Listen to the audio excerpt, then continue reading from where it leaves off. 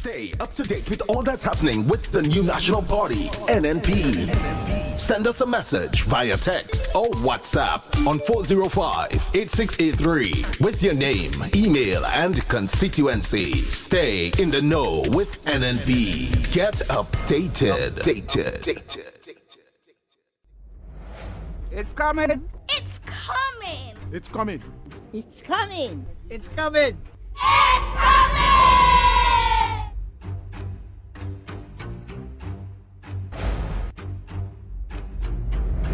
Tomorrow's future is here today.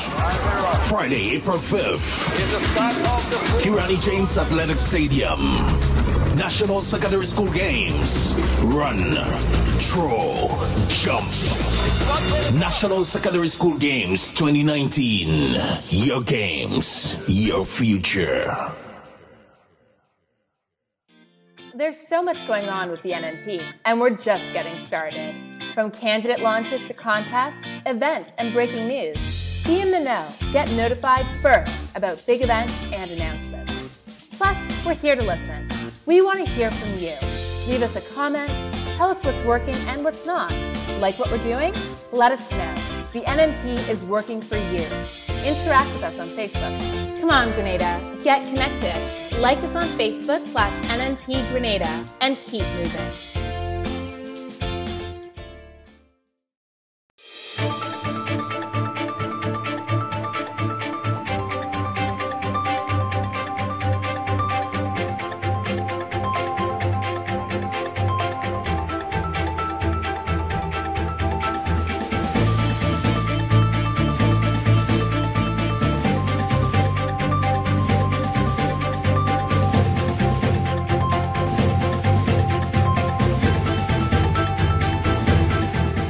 Financial sector in Grenada and other OECS countries stable in 2018.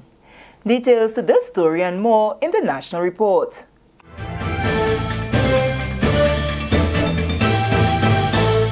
With the details to the news for Friday, February 15th, I am Sherry-Ann Noel. The financial sector in Grenada and other member countries of the Organization of Eastern Caribbean States remain broadly stable in 2018. Prime Minister and Minister of Finance, Dr. the Right Honourable Keith Mitchell, who is currently the chairman of the Eastern Caribbean Currency Union, ECCU, indicated this as he delivered the communique at the end of the 93rd meeting of the Monetary Council of the ECCU in St. Kitts and Nevis on Friday. The preliminary financial stability report was one of the matters discussed by the Monetary Council. The Monetary Council received the preliminary financial stability report for the ECC Union for the period January to December 2018. The report reveals that the ECCU financial sector remained broadly stable throughout that entire period of 2018. The report also indicates the following. 1. The development in the ECCU banking sector through 2018 was largely very positive. Secondly, the insurance sector was assessed as broadly stable and solvent with increase in premiums. Profitability was reported to have improved following the tumultuous events of 2017. Thirdly, several ongoing initiatives would enhance financial stability.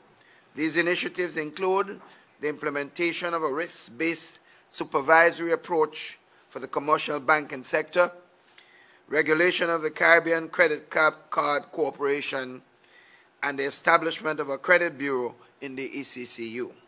Grenada is one of 4 OECS member states that have enacted the Harmonized Credit Reporting Bill, which would pave the way for the creation of the Credit Bureau. The purpose of the Bureau, according to the communique, is to provide credit-granting institutions with better means to access information and to facilitate the extension of credit to underserved segments of the population. Council also considered the proposed framework for identifying systemically important commercial banks and credit unions in the ECCU. 12 institutions were identified, of which 3 were banks and 9 were credit unions.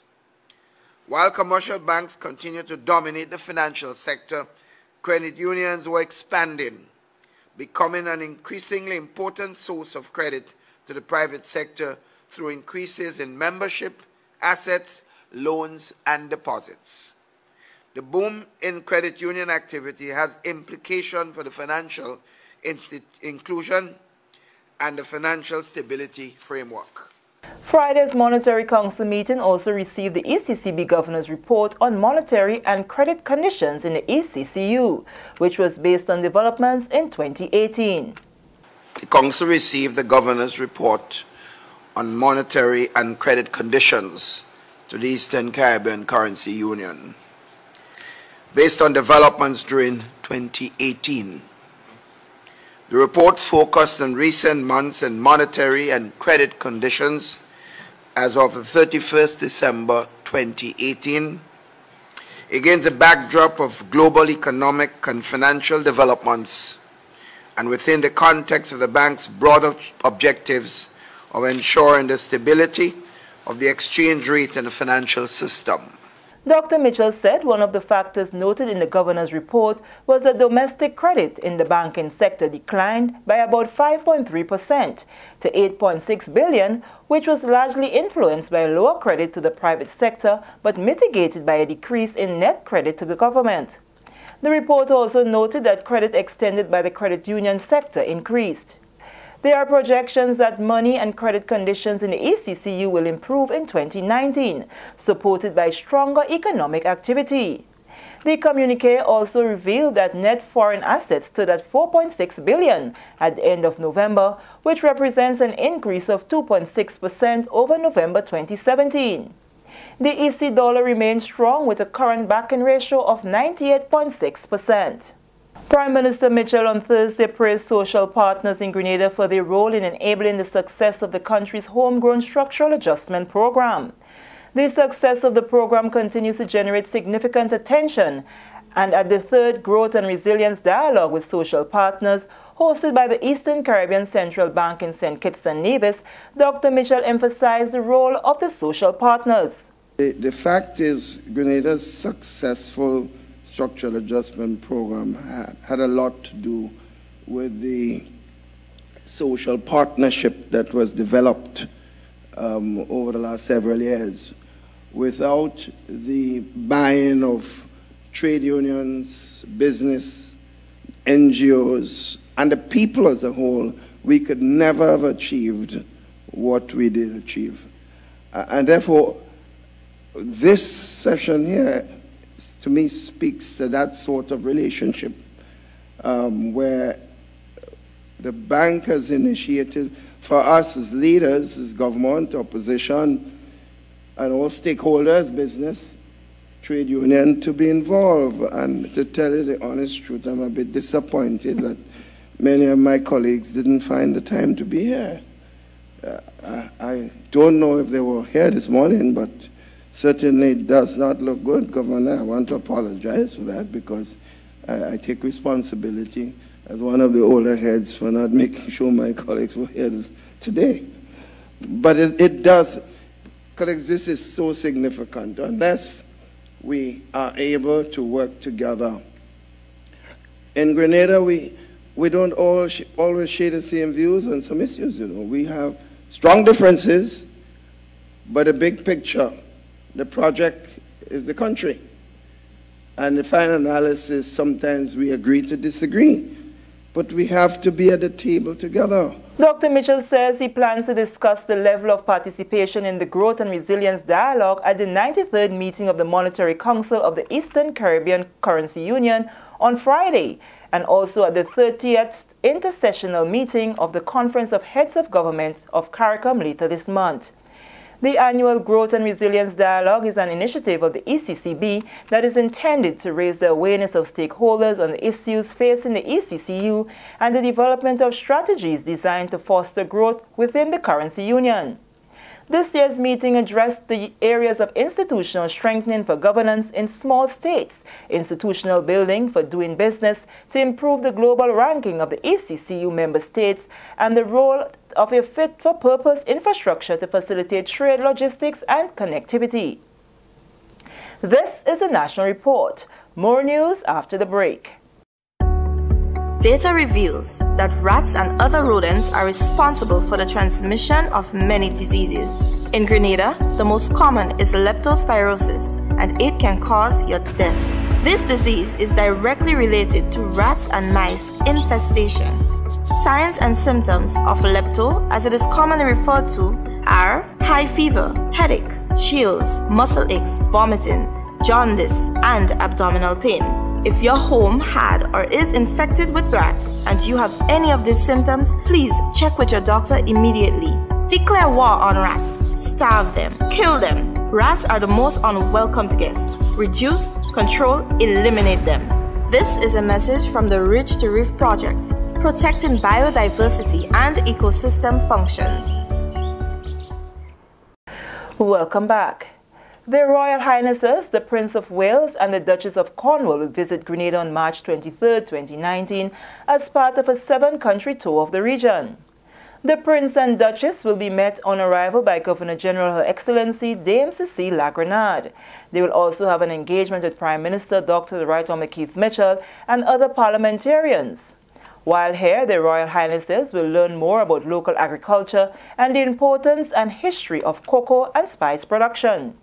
The Prince of Wales will also attend a meeting on the importance of the blue economy and meet with representatives of the organizations involved in marine protection and conservation. Members of the public will have an opportunity to engage the visiting Royal Highnesses, and details on this will be disclosed later. The Royal Highnesses will also visit St. Lucia, Barbados, St. Vincent and the Grenadines, St. Kitts and Nevis, Cuba and the Cayman Islands. The visit to Cuba is the first by a member of the royal family. It is intended to highlight the growing bilateral relationships with the United Kingdom and showcase some of the cultural links between the two countries. And finally, intra-regional travel had its best performance ever in 2018, reaching a record 2 million visits, evidence that Caribbean tourism is on the upswing, following declines in the first 8 months of the year. Mr. Ryan Skeet, the Acting Director of Research at the Caribbean Tourism Organization, says intra-regional travel last year represented a strong 5.3% rise, followed closely by South America, which produced 1.9 million visits, representing a 3.6% increase. Among the destinations, tourist arrivals showed uneven growth, with several countries reporting double-digit increase, like Guyana 15.9%, Belize 14.6%, the Cayman Islands 10.7%, the Bahamas 10.5%, and Grenada 10%, while the hurricane-impacted countries recorded double-digit declines. Skeet says the cruise sector also had its best performance ever last year, demonstrating a rapid recovery from the 2017 hurricanes. The number of cruise passenger visits reached an estimated 28.9 million, up by 6.7%. Despite the challenges member countries endured as a result of the devastating hurricanes of 2017, the Caribbean received 29.9 million tourist visits in 2018, the second highest on record, surpassed only by the 30.6 million who visited in 2017. Mr. Skeet, who was delivering a report on the CTO's annual Caribbean tourism performance, said they remain cautiously optimistic for 2019. Global demand for international travel is expected to remain strong, underpinned by healthy economic activity. Global economic growth is expected to continue, though at a slower rate, and oil prices are expected to remain the same as in 2018. Additionally, improved air connectivity should help to boost arrivals. Of course, we must recognize that there are significant headwinds to navigate. These include, but are not limited to, the outcome of the Brexit negotiations, the ongoing trade war between US and China, and potential extreme weather events in the destinations and marketplaces. Consequently, we are projecting that tourist arrivals will increase by between 6 and 7% in 2019, as the damaged infrastructure in the hurricane-impacted destinations return to capacity.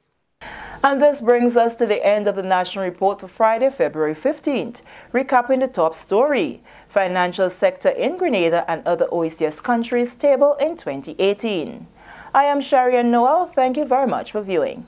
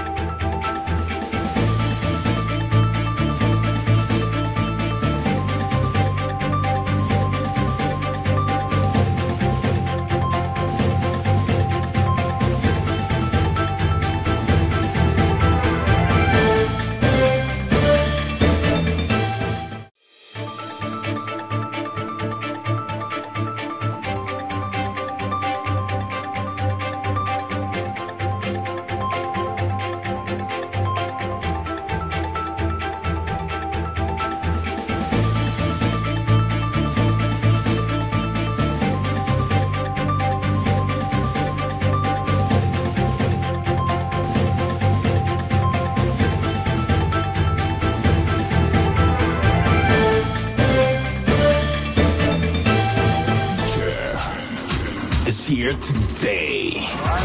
Friday, April 5th. Kirani James Athletic Stadium. National Secondary School Games. Run, throw, jump. National Secondary School Games 2019. Your games, your future.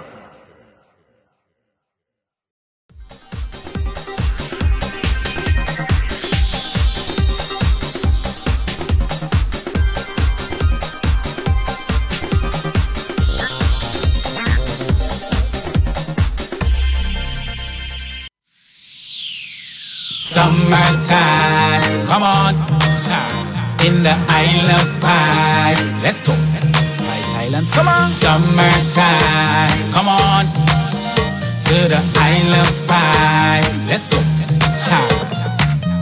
buckle up, take that trip, go Grenada for the summertime, yes man, be a mass, drink some rum, smell some spice, and free up your mind. You know, see how we do. A gem in the Caribbean so unique. Tell you, fantastic. Sceneries to sweep you off your feet. Tell you, fantastic. Friendliest people you'll ever meet. Great food and calypso music. The time of your life is surely guaranteed. And we got ladies, sexy ladies, gorgeous ladies. Yes, they all so fine. Yes, indeed.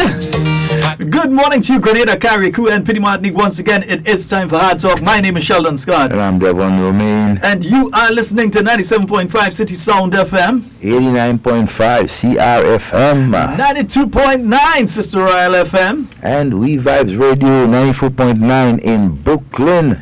Yes, indeed. And it is now 36 minutes after 10 o'clock on the Spice Isle of Grenada on a beautiful Monday. Yeah, not the sunshiny kind of thing. We do have some overcast skies, but yeah, you know, we do have the Sahara Desert dust. There is quite a bit of it in the atmosphere here. You wash your vehicle, you wash down your vehicle before you leave home. Yeah, take a look at it around 12. You will realize like you ain't do nothing. Yeah, seriously. So it is causing problems. Some people who have migraines and so suffer from various respiratory illnesses. It is advised that you keep your medication close at hand. It's not always good to keep it in the car. It's more best to keep it in a bag that you keep with you. Yeah, because the car, sometimes the car, it would overheat in the car, and that's not always the best thing to get to some high temperatures, you know, inside vehicles. So it is important that you keep your respiratory medication with you. Keep that medication with you. If you have children who suffer, I know of one child, for instance, only just last night, one little child started having an asthma attack and that kind of thing. So if you know that your children suffer from asthma, keep your asthma medication close. They're going to school, put it in their bag. Inform their teacher that they are asthmatic and that their medication is in their bag. Yeah? Send them with their medication, because by the time you take to leave work or leave off home, to get there with the medication could be another problem. So get your medication, put it in your child's bag, and make sure that they go to school with it. You as an individual, keep it on you, have it in your bag, have it in, as I said, it's not always the best thing to keep it in a car, any medication or thing like that, because of the temperatures variance in cars, especially with the hot sun. Even with the kind of cover that we have, it's still very hot in Grenada, extremely hot. Yeah, so it's not the best thing to leave these things in your vehicle. All right, nice. So over the weekend, several announcements on like a Friday. We had the announcement that Prince Charles and Lady Camilla Parker Bowles, whoever, it's a long set of name. She will be coming to, both of them will be coming to Grenada soon. I can't remember the exact day, but I saw the notification that they will be visiting Grenada along with some Caribbean territories. Yeah, somewhere in March, either 15th or 17th. Also, they'll be the first royals to visit Cuba, notably. Yeah, not just the English-speaking Caribbean, but they are going to be visiting Cuba. Yeah? What date you said, the 15th? Yeah, somewhere around, the middle of March. A couple of countries, Grenada, St. Lucia, I think St. Vincent, Cayman Islands, Cuba. Yeah. And so, a couple of these islands that they'll be visiting. And as you said, Cuba for the first time. Yeah, this is going to be an interesting one. Very interesting. They're going to be going to Cuba. Yeah, so we look forward to that visit. That's the old guy and the Asian guy or the young guy? Which one? No, that's the father. That's the father. Yeah, okay. That's the father. So, in fact, I don't know how many of you have noticed this, but there is a slight move to ensure that countries that still, quote-unquote, belong part of the realm or have Queen Elizabeth as their head of state, because even though we're an independent country, we just celebrated independence, we still have Queen Elizabeth as our head of state. And countries that still retain her as their head of state, there is a move to let you know what time it is, because I realize there have been several programs promoting him and some of his charitable work and promoting some of the things that he has done before, some of the things that he intends to do. Also, there is the gradual. I don't think some of us say notice it. I notice it. Yeah, because if I go on YouTube and one of the videos being promoted, they're promoted. You can promote that video to show in certain countries, and it's being promoted to see videos of Prince Charles here. So it is technically telling you that in sooner rather than later, it will be God save our gracious King. Yeah, instead of God save the Queen, it will be God save the King. We hope that time doesn't come anytime soon, but there is the possibility that it might be sooner rather than later. There is a possibility. The Queen is in her 90s or something? Yeah, she's in her 90s. You know something, though? I always ask myself the question, when it comes to Grenada, you have individuals saying that Prime Minister Mitchell is 71, 72 somewhere there, yeah, 71, 72 somewhere there. Time for him to retire. I don't hear them saying time for the Queen to retire. Yeah, she's there for life. She's in the 90s, but it doesn't say time for her to retire. She's there for life. Yeah. Even Mugabe, they said Mugabe, you know, he do this, he do that, but one of the things they say, oh, this old man, time for him to go. But I never hear them say time for the Queen to go. No. I don't know why. They have a prejudice towards the Queen. Maybe it's the color of the individuals that they're saying should need to go. So that when you have a certain color, it's okay for you to be at a certain age and remain in an office, but when you're of a different color. Because that's the only difference I could see, and the fact that the others are male and that kind of thing. But fail to understand that one. I would have thought it was the competency and capability of the individual to carry out the task at hand, and not necessarily their age or gender or any other thing like that. Anyhow, yeah. Good morning to all of you who have joined us on the live, wherever you are. Good morning to you. Hey, Roland, Pedro, saying good morning from Toronto, man. Yeah, man. We hope that you're having a wonderful one there, man. Nice to hear from you. Yeah, man. So, and I'm seeing Wallan, Brenda, Cheryl, Lesan. Dali. Yeah, Dali, good morning, girl. Good morning. Yeah, Dali, I'd come by to sew something from a bank. Will be this size for too long again. So I ain't really think, you know. Louisa and all the others. Hey, and good morning to all our good friends up there in Carriacou and Petit Martinique. Good morning to you, and hope you guys having a wonderful day preparing for Carriacou Big Day or Big Days Carnival. Yeah, that's not this weekend, but next weekend. Next weekend, Carriacou all this time. So you understand, Carriacou will be legit. Yeah, Rena. Yeah, give me a call if you can, Rena. We need to speak about kayak mass and so on. You know, somebody in GTA, tell Rena time to call and say what's going on for kayak mass. That's what I want to know about. I want to know about kayak mass. I want to know about Shakespeare mass. I want to know a bit about the historical aspect of Shakespeare mass, where people who want to come to Carriacou specifically to see and capture Shakespeare mass can do it. Want to know. Yeah. I also want to know about the different activities, the Monday night mass, the Juve, and so on that takes place in Carriacou, and the Pretty Mass. I don't know if Peter Bain and crew is going up to Carriacou this year. I don't know if Summer Crew. I know Summer Crew used to go up. Peter Bain and his crew used to go up as well, and different mass bands and so would go up and join with the bands in Carriacou and so. Make it a grand event. So I'm hoping that we hear from Rena so we could find out some of the activities. Sonia. Sonia. Good morning. That's why I'm laughing. Good morning, Sonia. Big brother Gavin, good morning to you, bro. Yeah, just take something and run with it. Yeah, I know you ain't going to take up nothing that is not yours and run with it. So just take something and run with it. Dali, leave me alone. You don't have to buy no longer tape measure to come and measure me. You get no deal. I'm telling you. Hey, and Team Grenada down there in the International Soca Monarch in Trinidad. And our artists are opening and closing the show. Yes. So, yeah, to start the show, come Duncan. We know you come and drop things. It's not as if you come for this time. Nice. Thank you very much, my dear. One indeed. Yeah.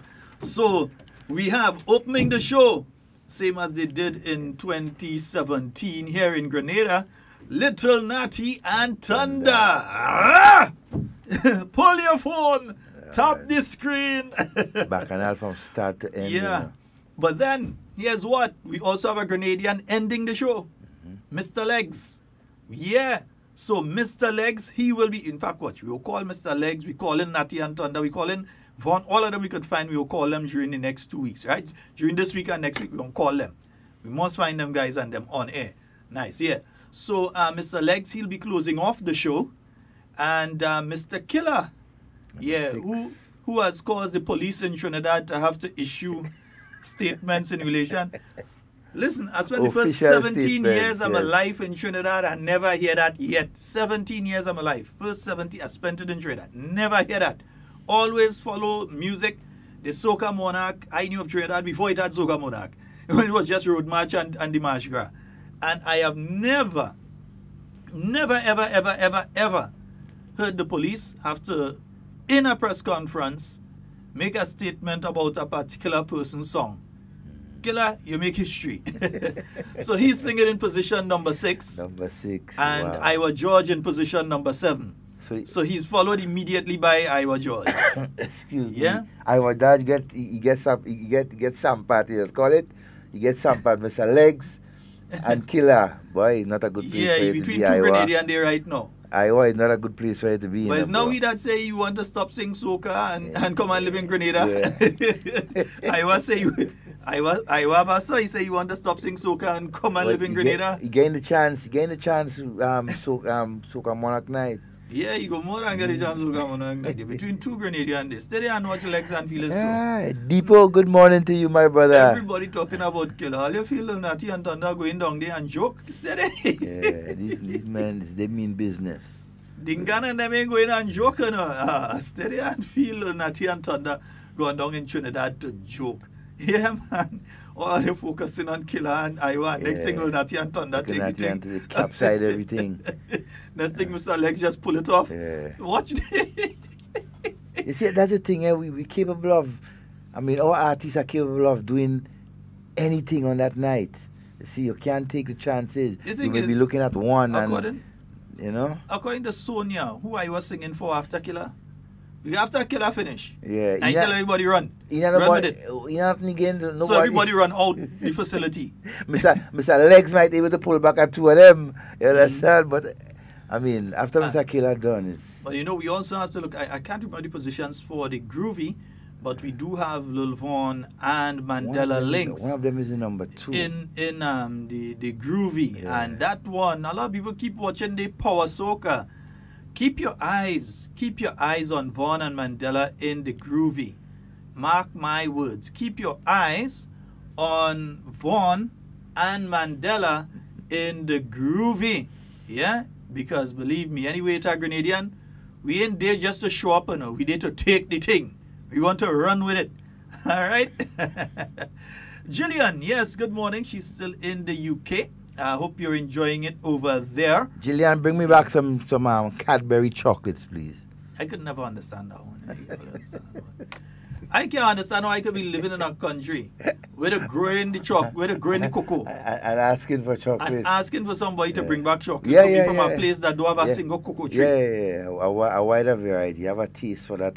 Nice, okay. I'll go up in Hermitage and I'll go and get chocolate by Chocolate Factory there. I'll go in Diamond in the Chocolate Factory and get chocolate there. Because I can't, you know, actually I got upset with some people once. I was traveling to the UK. I used to travel to the UK quite frequently. And some people kept telling me, bring back chocolate, bring back chocolate. Like, what the hell? Why should I go in the UK and bring back chocolate to Grenada? Yes, it's a different thing. Yes, it's a sweet thing. It's nice. It's made nice. All of that. But we make the chocolate here in Grenada as well. And ours is better, healthier, more rich, everything than theirs. The problem is that some of us, like, we stomach can't take the richness of the local cocoa, you know, when it's produced. And some look for the one that extremely sweet. So they can't take the ones like from the Grenada Chocolate Factory. They have the different grades. But like the average person really can't take it. You have to develop that taste for it.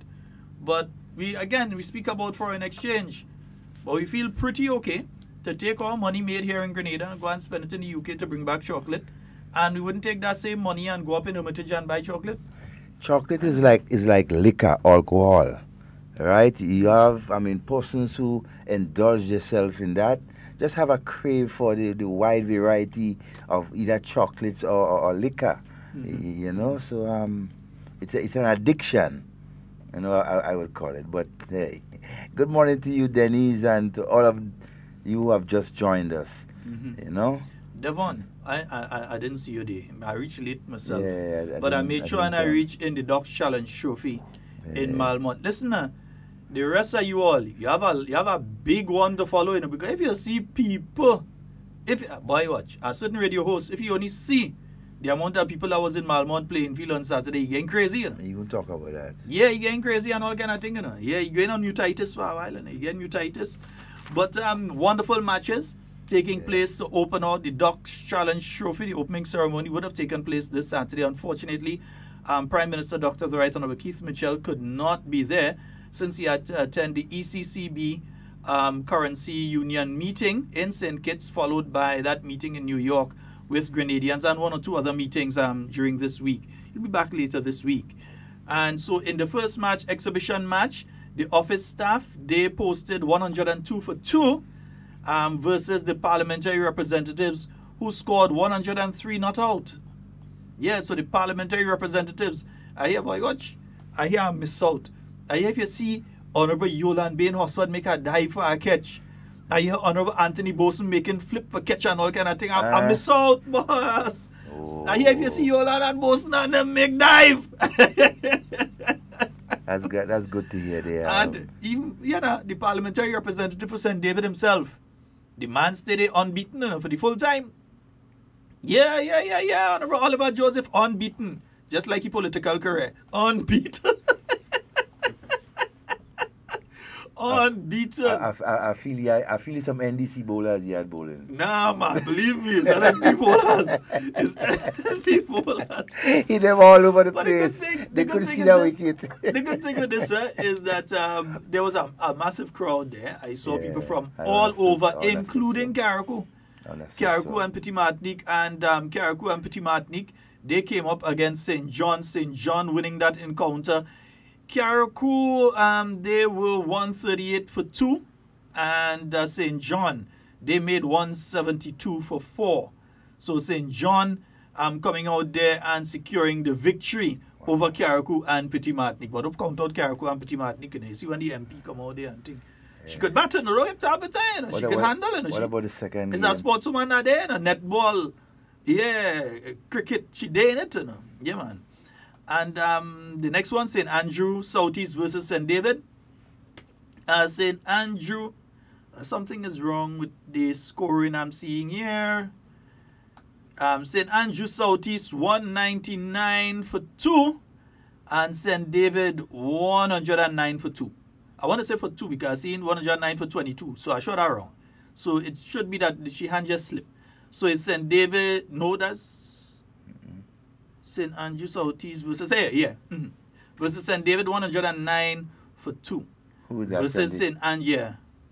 And St. Andrew Southeast. St. Andrew Southeast 199 for 2. For some reason, I know St. Andrew Southeast won the encounter. Okay, so they get bowled on. St. David got bowled out.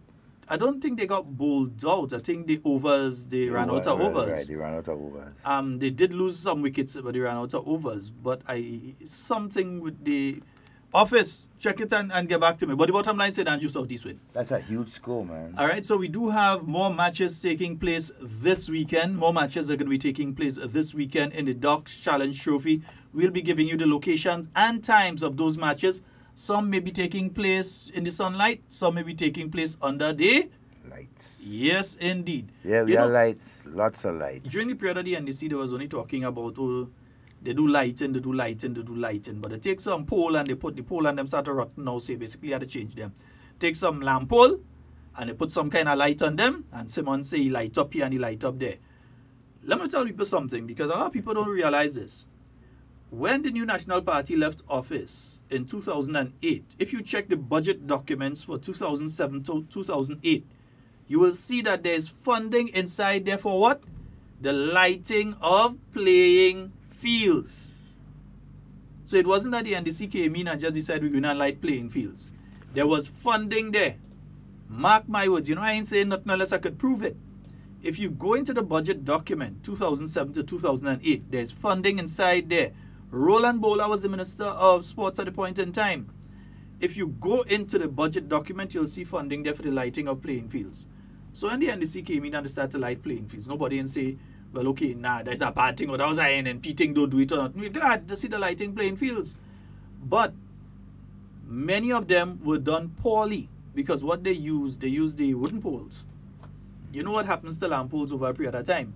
The base rotten. It look okay, but when water started settling the base, according to how you put it down, it started rotten and then it has to be changed. And that could end up being the case with quite a few of them right now. If you go to Malmont though, and you see what was done, you realize how it should be done. They have the concrete base, and they have the metallic poles.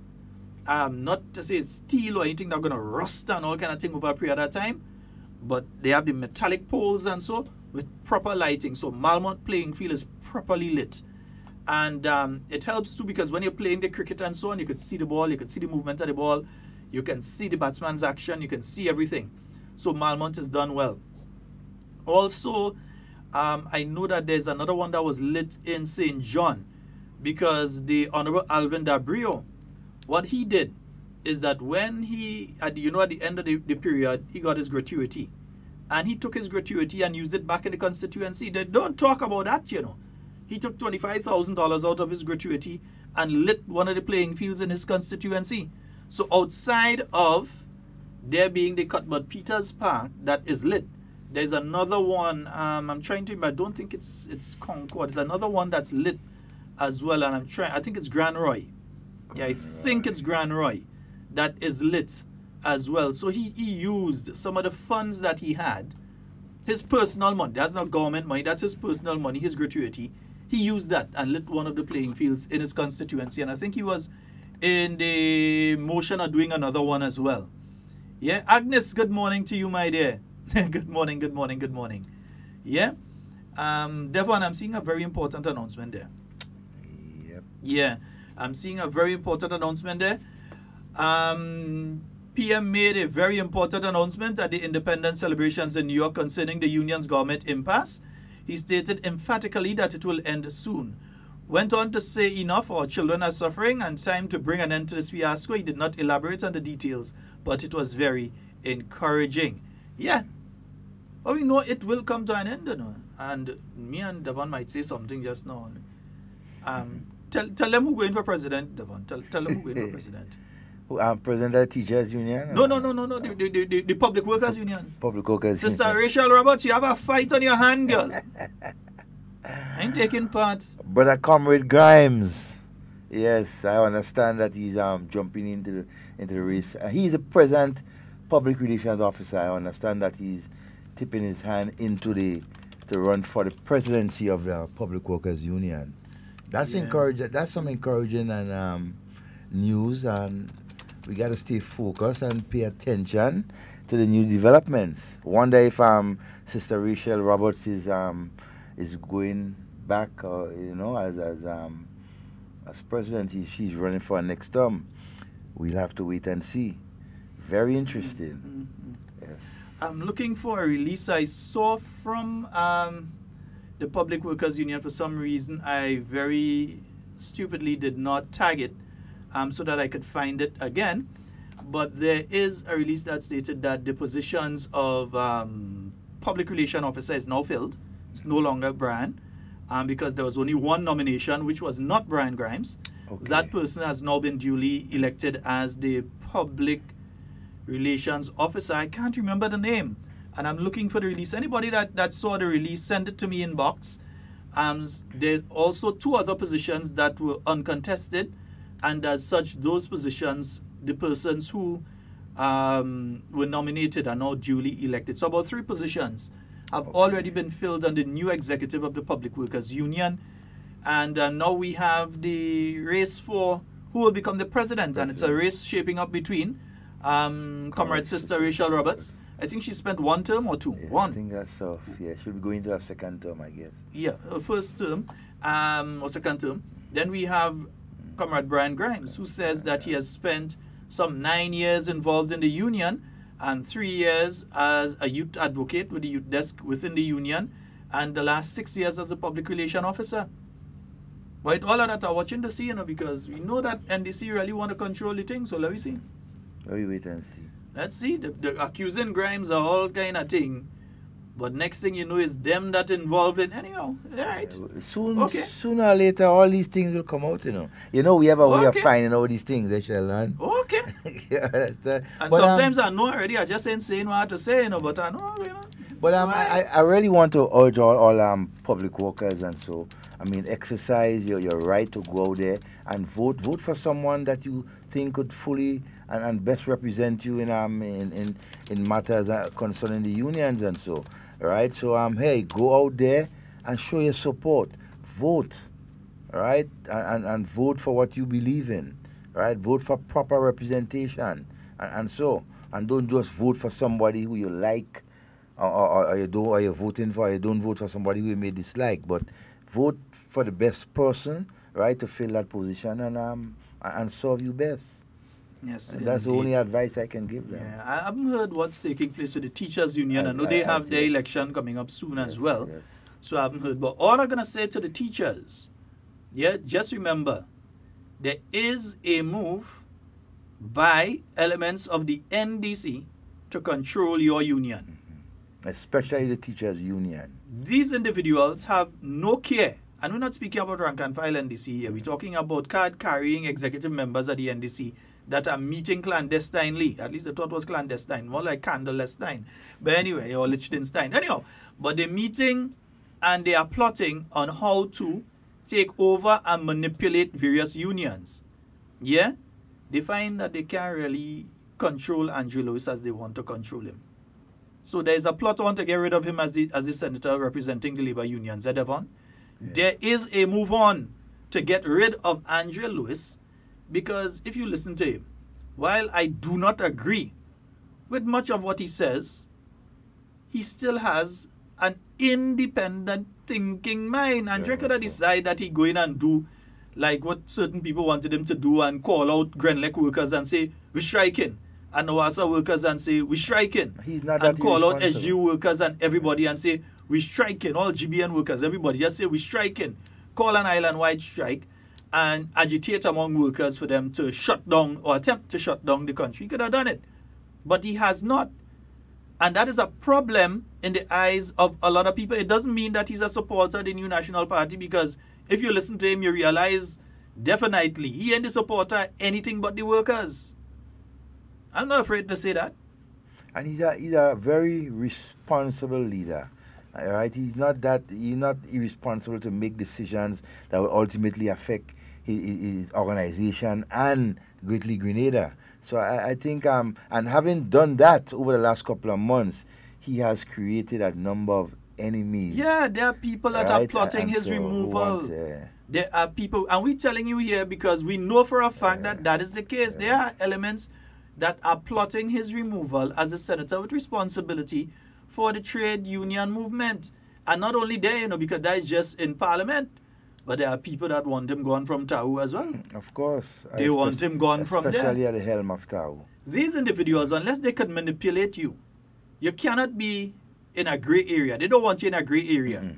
They don't want you thinking independently. Yeah, black or white. Yeah. So it's either you support them or you don't support them. Even if you're not supporting the ruling party, if you're not supporting them, they want you out of the way.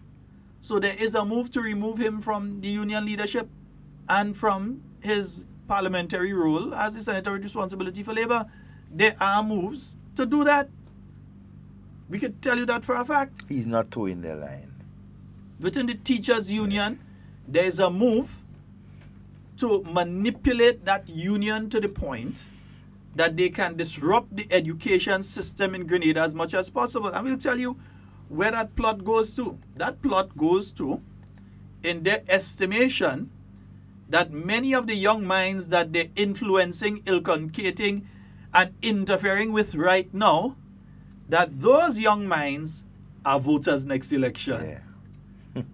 Yeah, that's what they're looking at. Those children who are in Form 5 and Form 4 and Form 3 and even some of the Form 2s, they're looking at them and they're saying, vote, vote, vote, vote. Not Grenadian, Grenadian, Grenadian, Grenadian, no. They're looking at them and they're saying, vote, vote, vote, vote. And they are trying to inculcate in the mind of these young people, sow that seed of discord and hate towards the government and administration. When a teacher can go into a classroom and tell the students, don't take part in the national secondary school games, because if you do that, you're supporting the government against your teacher, if you're going to support other people against your teacher. I mean, that says a lot. So if the teacher is doing wrong, you want the child to support the teacher. Yeah, that can't happen. That's what they're doing. Can't happen. So this thing is taking place. I'm telling you, I'm not asking you. I could tell you even which school in town it is taking place in. This is taking place. And why I continue to say, parents, you need to speak to your children. You need to speak with them. Not all schools, not all teachers, not all classes. But there are schools and there are individuals who are operating as political activists in the classroom. They are. And it needs to stop. In fact, let it continue. When I start to broadcast video and audio and send it to the Public Service Commission, let them explain to them. Let them explain to the Public Service Commission. When I start to broadcast video, stop the program in the middle of the program, drag my bench and broadcast video. Stop the program in the middle of the program and broadcast audio of certain teachers doing this sort of thing in the classroom. That is bad. That's not a threat. I don't threaten nobody. I never threaten anybody in my life. I promise them what will happen if they do certain things. I never threaten a person in my whole life. Sheldon, and that is why it's so important, for two form of strong, organization within the school system, right, to be much more vibrant. I'm talking about the Parent Teachers Association, right, has to pick up a more strong, role in what is going on within there, and also, for example, the student councils within the schools, right, where the children, the students, right, organize and be part of different activities within the school and coordinated by them. You understand? These two organizations within the school system should be, much more vibrant and so on, and to keep. If these organizations was much more vibrant, all this thing that's going on right there with all the activities that has been missed by the children within the school, this thing would not have been happening, right? Yeah. Because the parents would have picked up the slack, right, together with some teachers, and then the students for themselves, the leadership, right, of the students would then set a tone for all the rest of students within that school. And I think that must be paid attention, much more attention must be paid to that. Yeah, so folks, become involved in your Parent Teachers Association. Yeah, even if you can't take a position on the Parent Teachers Association, at least lend whatever support you can to the association from time to time. Lend whatever support you can. All right, it's now 8 minutes after the hour of 11 o'clock. We will open the phone lines, 440-73. Let me just make sure they're clear. Nice.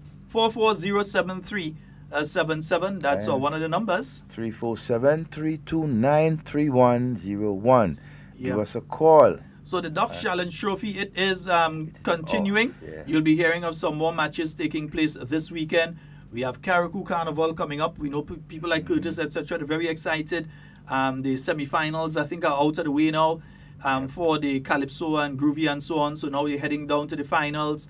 The mass, everything. I know this group, the Real Jab Jab, Slum and the guys, they're heading up to Carriacou for Juve as usual. I think they'll be going up with the Dolly C so they could contact. In fact, guys, you could check Party Grenada in the www.partygrenada. You'd find some more information in relation to that trip with Slum and the crew. They're heading up to Carriacou. No, I'm not going up. I'm not going up. Yeah? Don't look for me because I would not be there. All right? I'll be down here. I'll not be up there. All right? Also, too, we have lovely cricket in Grenada, 25th and 27th of this month. That's next week, Monday and Wednesday, right? One-day cricket at the Queen's Park, right? And between that, the 26th, right, you have Mass in February. Yeah. Mass in February at the Carnival. A taste of spice, yeah? Yes. Whoever was calling a short while ago, call again, please. I had the auto answer engaged, so it was, yeah, that's what took place. So whoever was calling a short while ago, you can call back. I checked the phone, but I didn't take off the auto engage. So it's off now. Give us a call back. Right? So we have lots of activities coming up in the next 2 weeks, and then you still have the Junior Murray Classic. Yeah, Junior, send your stuff now, man. Yeah, on the somewhere in the 2nd of March. Junior, send your stuff. Let's know exactly what going. Yes. Good morning and welcome. Yeah, good morning, Sheldon. Go on, Devon. Good morning, my friend. I want to congratulate all you on that program Friday, man. That reflects the real hard talking truth. Friday was fire, man. You have to throw water over that, man. Yeah. But you could understand. You was mentioning something about the guy what Cole is hosting it and he heartbeat and I know like he had a car. You know the boy is man. He's just a waste of time, man. He did two term with Charles Dinson. And that the worst defeat Charles Dinson ever get as he was chain that campaign day. The worst defeat Charles Dinson the winner a polling division in St. John's. So he just done I don't want to call be honest, Jenny had to be, but Jenny is a better person hosting the program for him, man. That man to death for that program, man. Because I never knew they didn't open the line because I say a lot of the opening line, I don't listen to that again. And when I hear you say the line, I'm surprised the line still open up to today. No, they don't open the line. I'm surprised at that. But it's over 8 years. No, let me see. NNP been in power now 5 years, and then for the period of time NDC was in government. So it's close to about 10 years. They have not opened the line on that program. They do not take calls. Take care. All right, brother. All right. They campaigned in 2008 on the theme, let the people's voices be heard. And then the first thing they do is they stop take calls on the program. So when you had something to say about the government, you couldn't call it on the NDC program. You couldn't call and say it.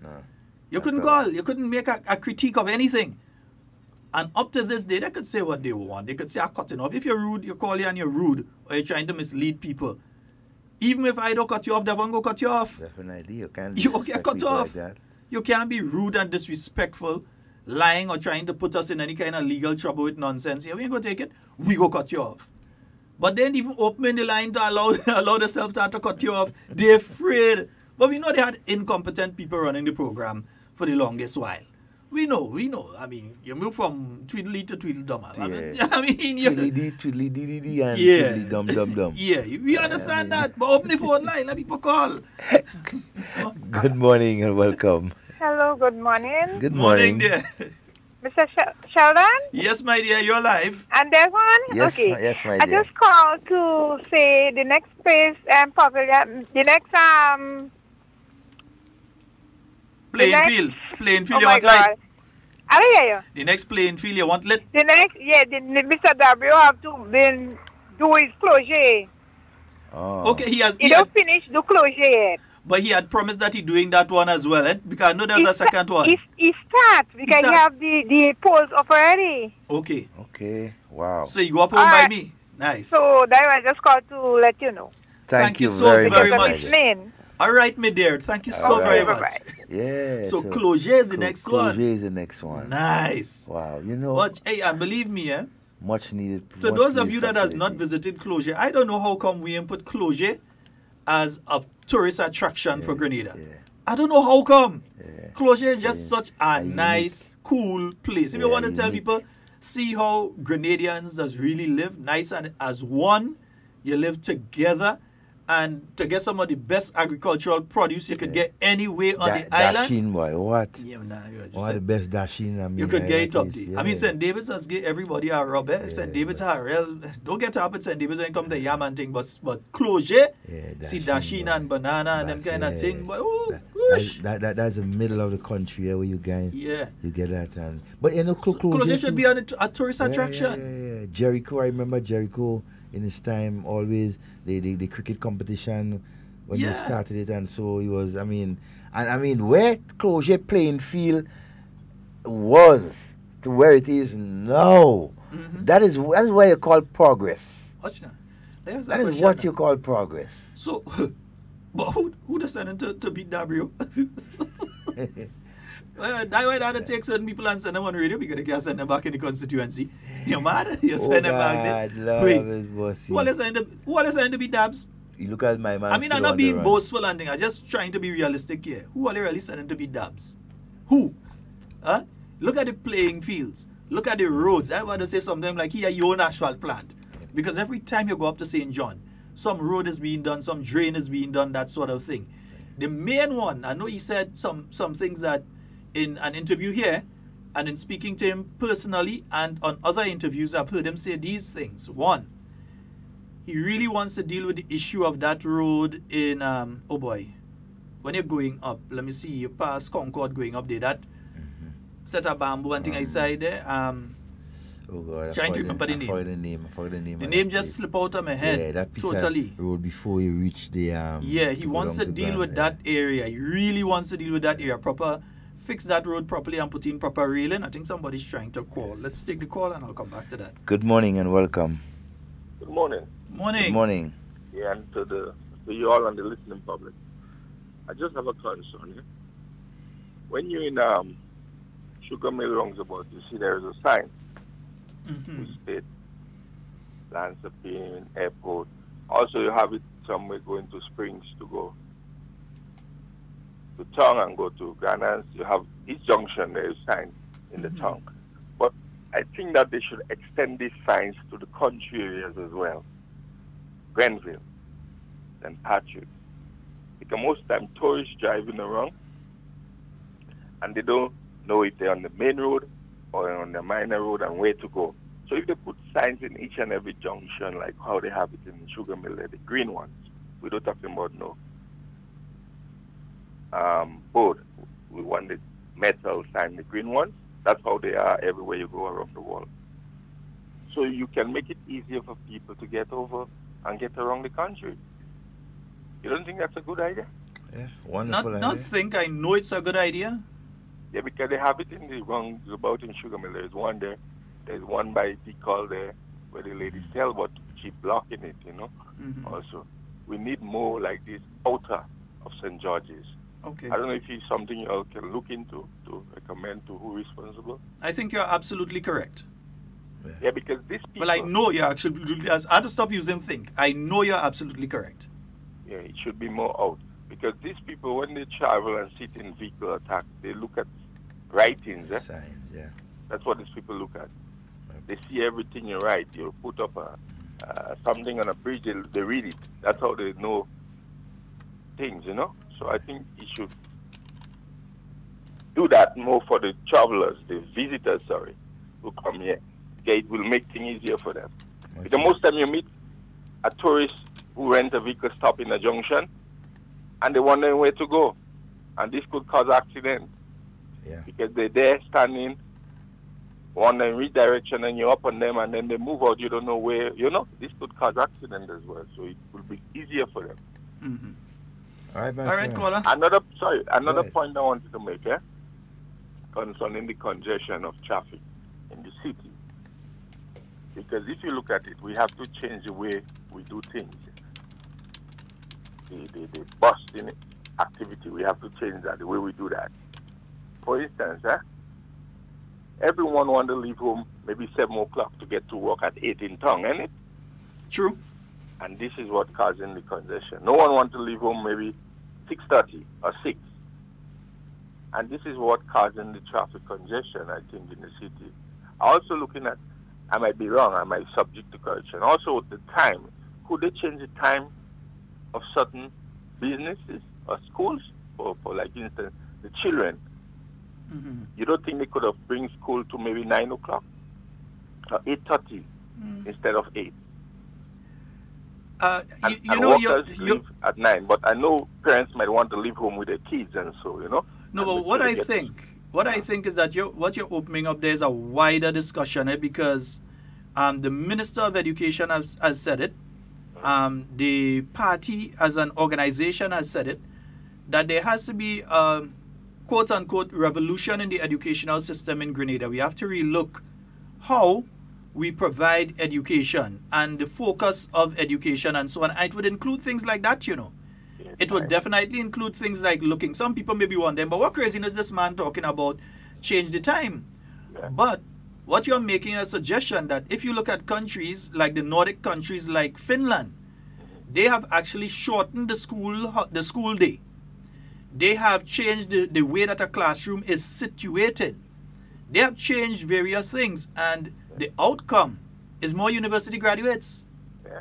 Even like the banks, I don't know if they could extend the time the bank closes as well for people, so you won't have this chaos, this rush. Everyone want to get to the bank at 2 o'clock, you know. Well, what I would say with that one, my brother, is that remember, prior to Hurricane Ivan, yeah, we all remember Ivan, banks in Grenada used to close at 4 p.m. Yeah. Right. They used to close at 4 p.m. and on Fridays they used to close at 6. Yeah, because after Ivan it changed. When everybody want to get to one point at a certain time, it got chaos and congestion. Yes, you're right. You're so right. Everybody thinking the same, doing the same thing. So if they change some things around like that, the way we do business, I think it could help ease up some of the congestion and thing in the city. Okay. Yeah?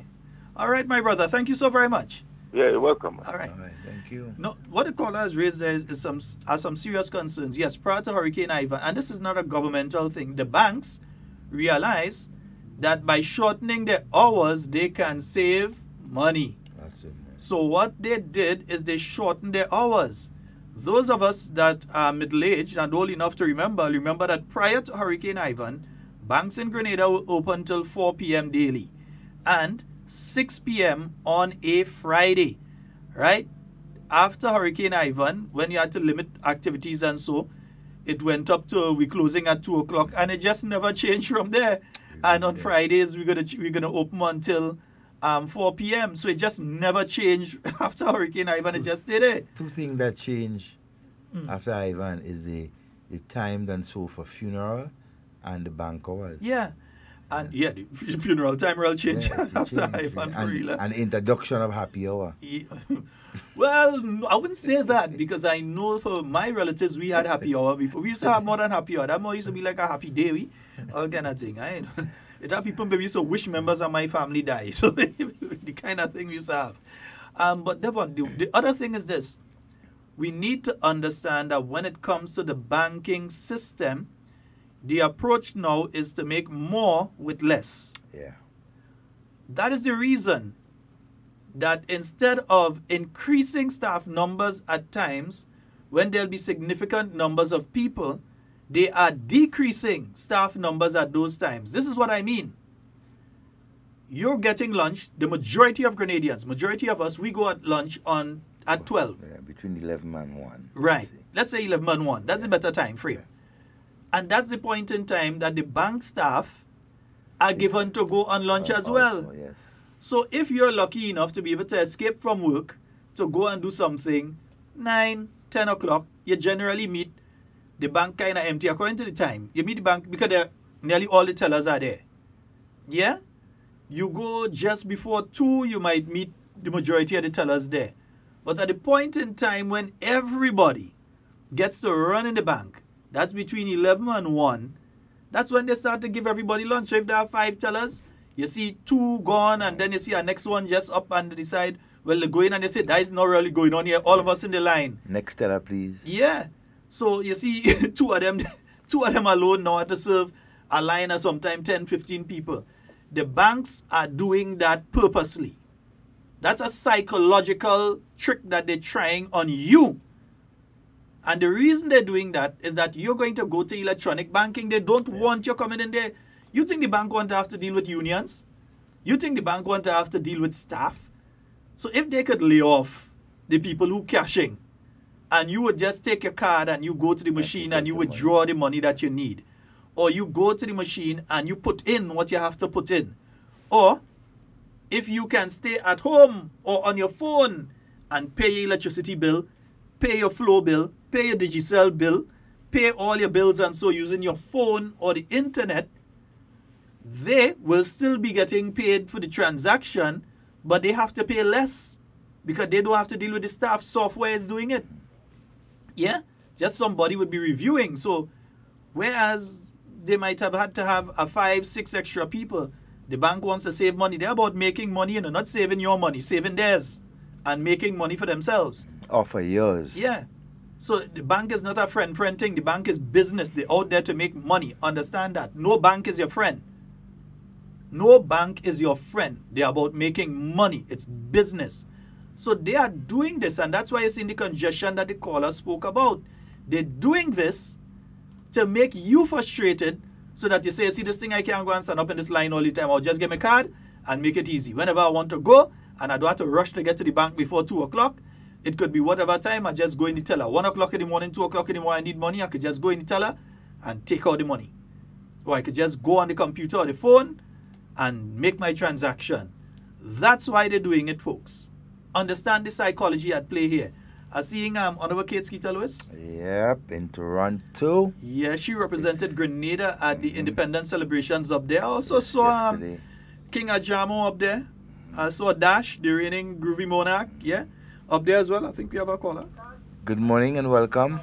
Hello, morning. Yes, morning. Good morning. Yes, I'm a first-time caller to your program, but I listen every day.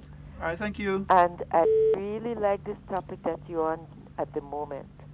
And I have to commend you on it.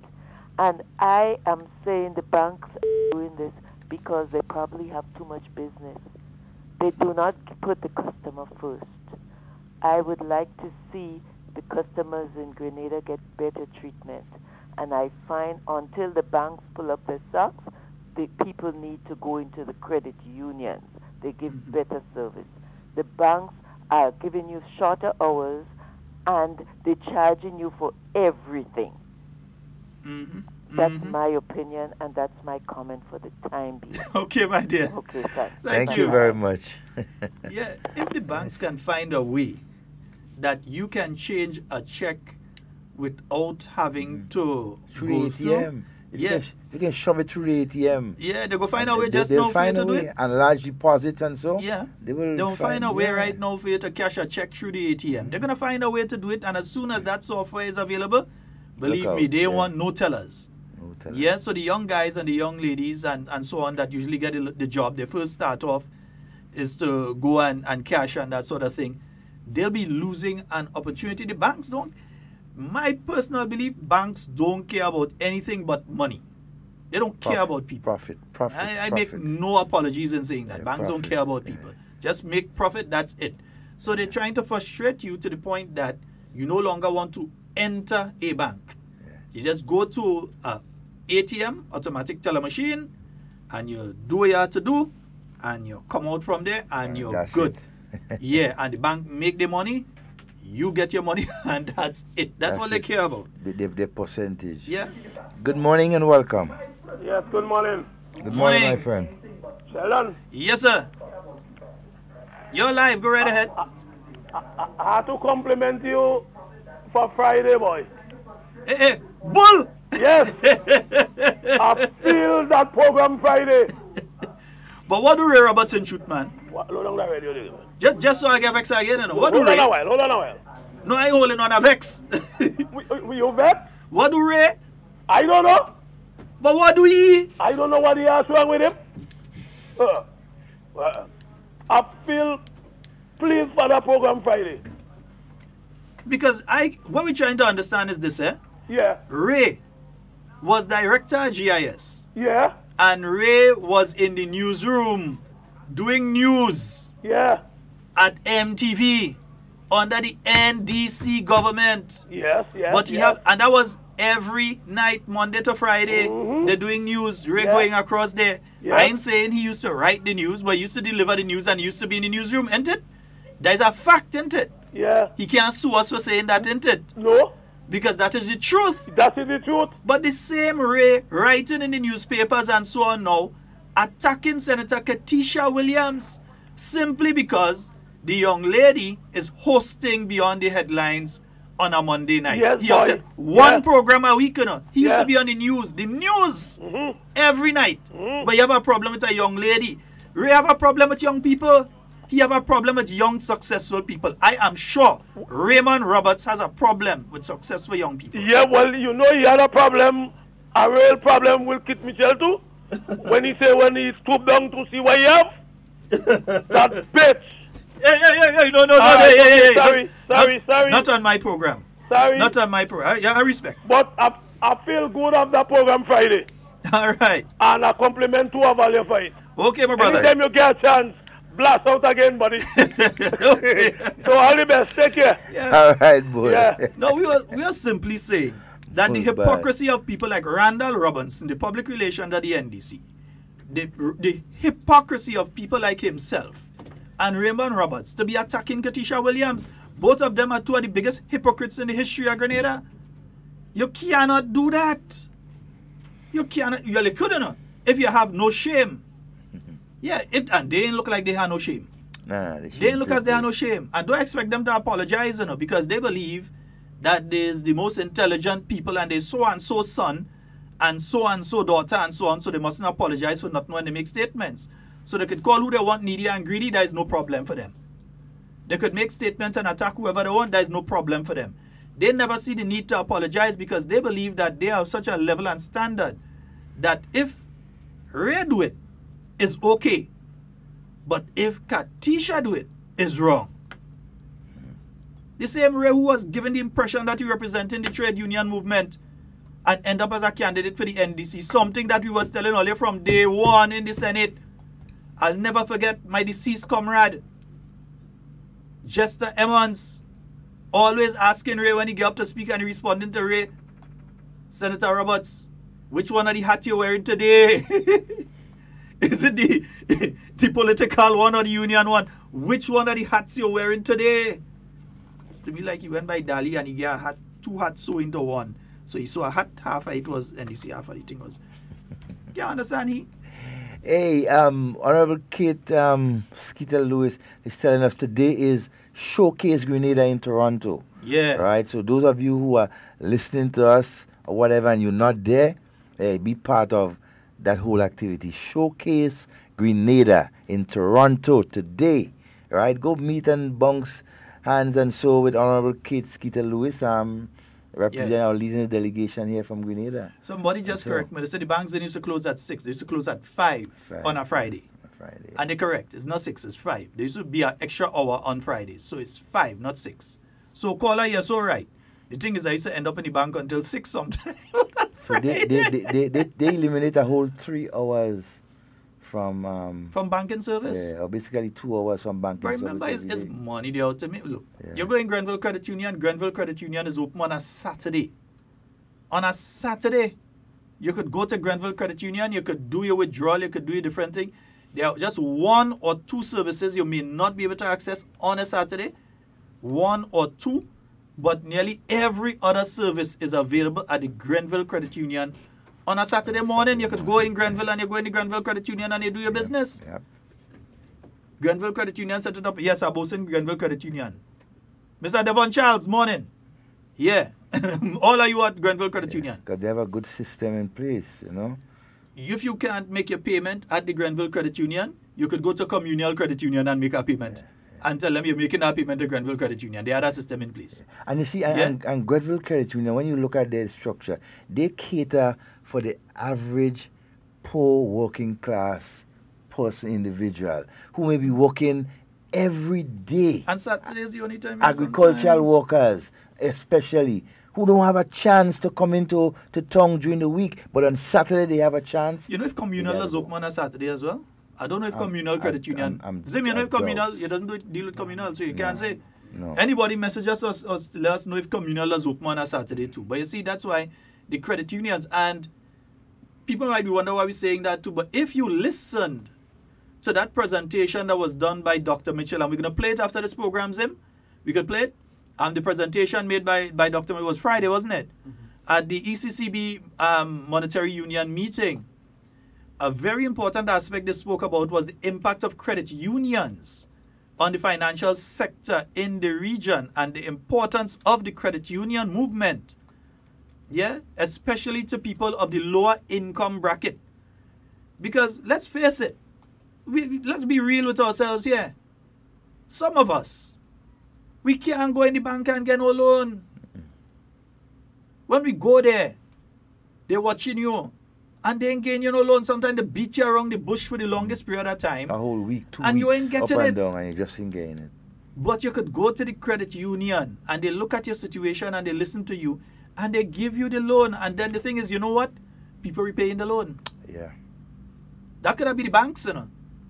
But the credit union's taking over that now. So the little person that wants to start a business, like Dali, I sure Dali could go in the Grenville Credit Union and think and she could talk to them and they will set up nicely. Yeah? So many people have been using that opportunity to go to the credit unions and so and get their loans. Yeah, Ariza. Teacher. You hear so many people singing the praises of Ariza Credit Union. So many people. Yeah. Because not only did they change over the name from Public Service Credit Union to Ariza, but they change over their approach. Yeah, their approach to how they do business. They change over their approach. So they've been doing a lot of work right now. A lot of people been able to go in Ariza today. Oh, yeah. And you walk out with your thing next day. Yeah? Efficient service. Yeah, a lot of people, especially those of you overseas. Because you realize what's going on with the bank now, right now. What happened with Scotiabank? Sell out. What happened to RBTT? RBTT falling up, apparently. Some of the banks don't even want to be here. They don't want to be here. I mean, look at RBTT. How many branches they have here in Grenada? The one bank I'll always say is a shining example is cooperative. Right. That's the one bank I'll always say. Homegrown. WeiVybz. That's how I always use that bank as an example. It's not that I have anything against the other banks, you know. And I have nothing against the staff of the other banks. But they have to abide by the rules of somebody outside of Grenada. Trinidad telling the people in Republic Bank to call and harass people here. Yes. RBTT. The people in Republic Bank or Republic Bank, RBTT or Republic Bank, you have people in Trinidad that direct the staff here to be harassing people over nonsense, you know. I know what RBTT, for sure. I'm a recipient of that harassment. Yeah. You have that sort of thing taking. They can't assume it because it's true. It's true. That is why the credit union movement, the credit union, you know, the board of directors and so on, the credit committee, everybody, Grenadians. Homegrown. So they know the price of cassava. Exactly. They're right here. So they know the price of cassava. The same thing with Cooperative Bank. Morning, Mr. Duncan and his staff. Yeah, and it's not that we're promoting Cooperative Bank, we're telling you the reality. They're doing good. They're serving the nation. Now then some of us know we go through the RBTT and Republic Bank and them kind of bank and them. Somehow we know we go through that. They're taking part. They're serving the nation, the credit unions and the cooperative bank. They are, homegrown. Now we just speaking facts. Yeah, it's facts, and what is true is true. You gotta know, let the Grenadian people know where to get the best service in our opinion, who's looking out for them, right? And who's looking out for them, we have to let them know. We can't be just, have them going there and hurting the head, and you hear all the complaints about the services they have been getting. Now we are directing them where to go based on experience to get better, proper service. Hey, good morning, Sheldon. Good morning. Good morning, Evan. How everything? Good morning, my friend. Well, Sheldon, Evan, this is so true. When you look at the credit union, banks of them, they make it much easier for ordinary Grenadians to invest and to get loan. But when you go in the big banks and them, it is difficult for a poor man to get anything from them. It's difficult. Because I remember dealing in a bank, right? And then I went in there to get a small loan. And eventually when the guy came, I can't get. I say, I prefer I come here to your speaking truth and I don't get a loan. And I come to you online and get a loan. I want to pay back, it's a problem. So I prefer to speak the truth to you and not get a loan. Right? When you look, because you want a small loan, you go to credit union today, right? And you get it, somebody can tell you a week, and you get it. So the credit union is the way to go for poor and ordinary people. But the big banks are them, because a lot of people leave in them going to the credit union, because I would like to know that I go I have money saved somewhere, and I go to get even a small, I could get it. When you have money saved in the big bank and then you go to get a small, it's a problem holding around. They want to do from your head to the toe, and still in the end of the day, they're not getting nothing. So the credit union is the way to go. And actually, the greater people, if you want to benefit and you want anything, go to the credit union. They reach out and they help you more, right? And the more good and better for we to go to. The big banks are a problem. Brother Sheldon, I want to say something again. Mm-hmm. As we, as when I'm saying with our people, let us reach out that your neighbor gets something, you get something. Not only you alone get. You might not like somebody. The person get an opportunity to do something, they could do it, let her do it. What you are against people from trying to advance, trying to help and educate, as I say, behind the headline, right? The young lady get the opportunity to do it, to be in charge of behind the headline. Just for behind the headline, it'll be once a week, right? You do it every day. Ray was on every night, you know. Every night Raymond Roberts was on, but you have a problem with the young lady on a Monday. Every empty, he should be there working in JF. They're doing other things. What's your problem now for somebody else? And up to now, nobody has said that Ray was wrong in doing that, you know. Yeah. I will not say that Ray is more than qualified in the media. Ray was wrong since days of Radio Grenada and thing. Ray is qualified, and if he could do the job, let him do it. But he qualified to do qualified to do our work, we have no problem with it. Yeah. But why you criticizing somebody for the same thing you used to end up doing? Hypocrite. Many times anybody see me, hypocrite. Tell him I say. Yeah. He's qualified. Exactly. Nobody would not come down Ray and say he can't do the work. He could do the work. But the same thing, the young lady qualified to do the work. So what's the problem? Well, that's never share all about it. God bless you. All right, my friend. Depot is saying matriarch of the credit unions was what we once knew as the Society Hall. Exactly. Opened on Sunday too, when we would walk to that building in the junction of Springs and Belmont, pay the 2 shillings, which was carefully registered in the society book.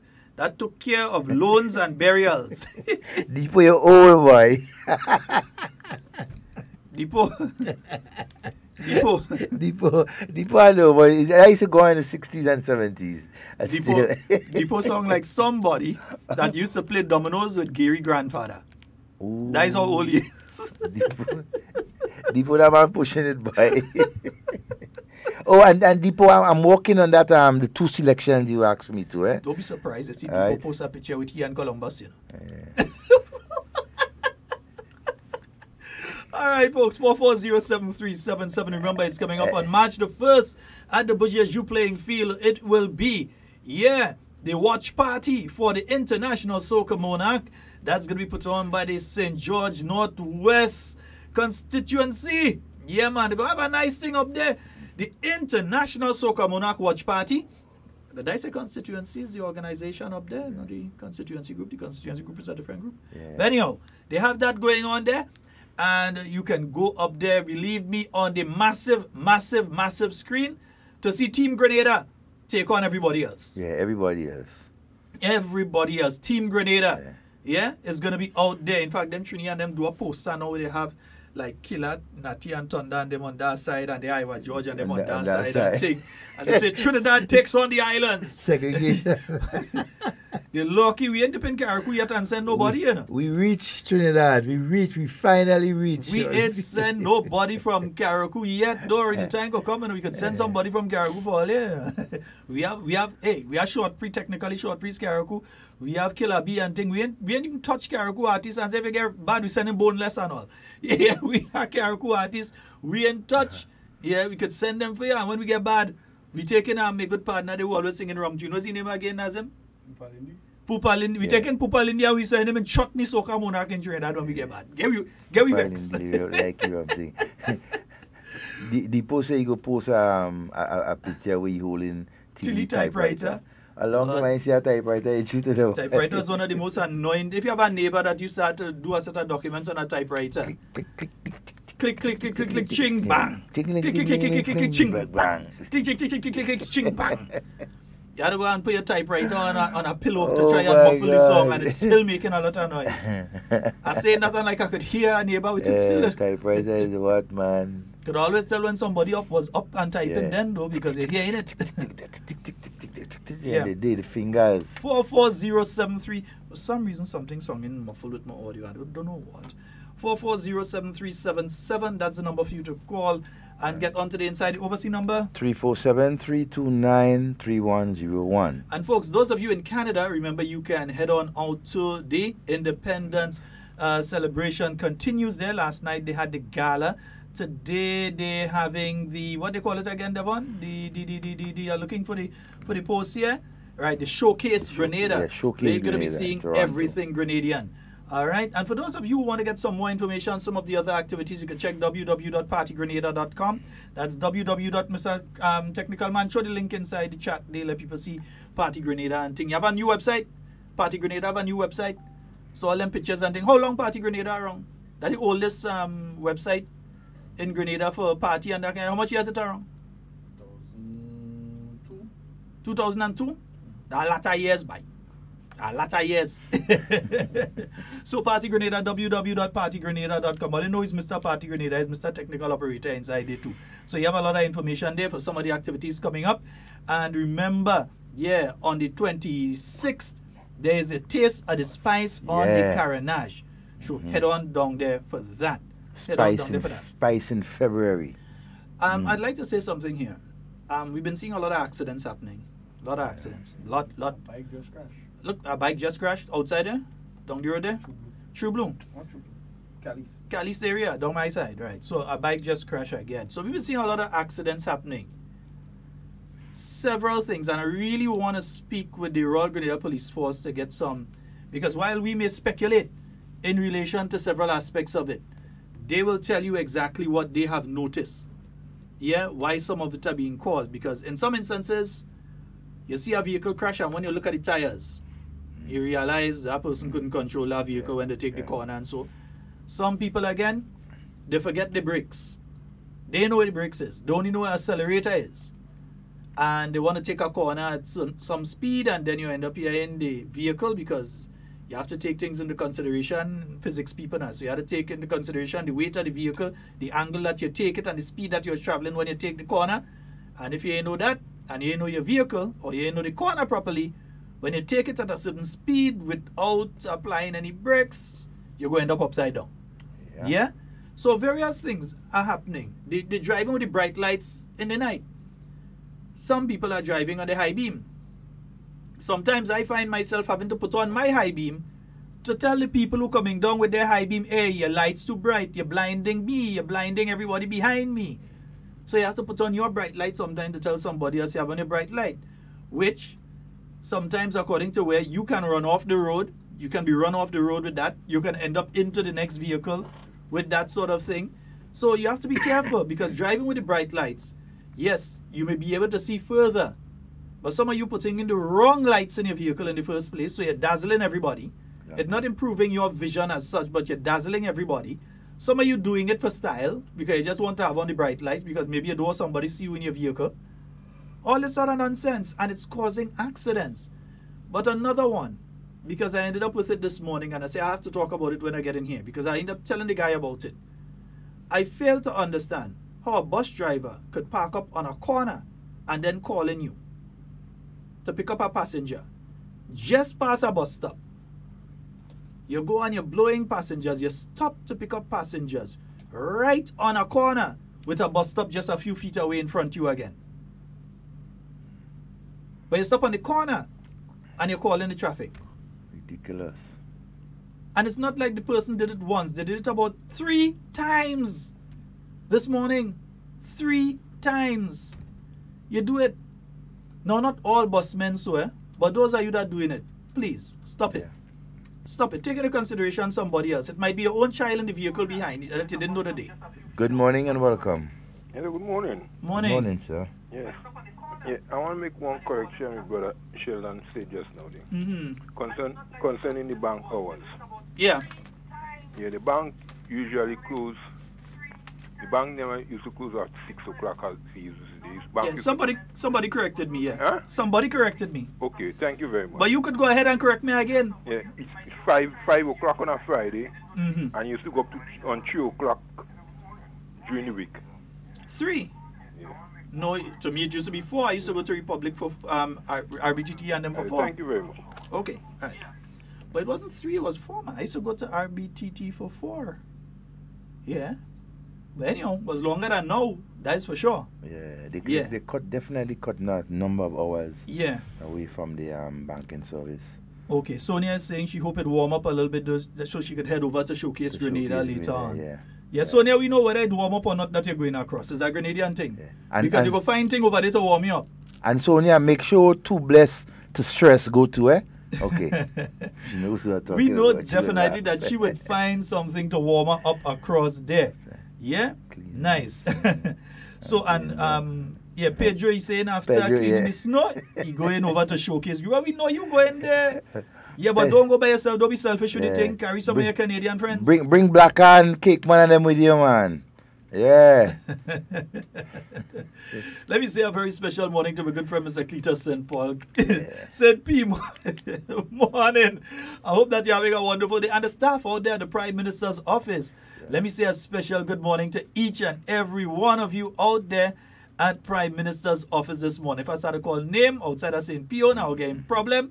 So I ain't calling no name. Right, Tamara? Right, I ain't calling no name. And good right, Shireen? Right, I ain't calling. And good morning to all the parliamentary representatives, wherever you are at this point in time. Good morning to you. And, yeah, call Tamara and Shireen, you know, getting a problem later on Sunday. But morning to each and every one of you. Hope that you all are having a fabulous day. It's another beautiful day in Spice Country. Yeah, 10 minutes remaining on the program. 440-7377. Riffy, you done with it yet? 347-329-3101. Was looking for a song here too. Hypocrite. Yes, it too. Hypocrite. Yes, it too. Hypo. Hey, what your name again over in City Song? Send that song for me now, man. Yeah, GT. Yeah, send Hypocrite. I think it was spontaneous, one of them do it. Send it. Yeah, they do Hypocrite. All of you hypocrites. Hypocrites and Parasite will come up and take their bite. Yeah, man. Right? Yeah. I'm calling you right now. Well, you see, you have Jimmy Cliff, you have Marley. I can't play them now. I know you'll get flag and thing. Understand? So, don't worry.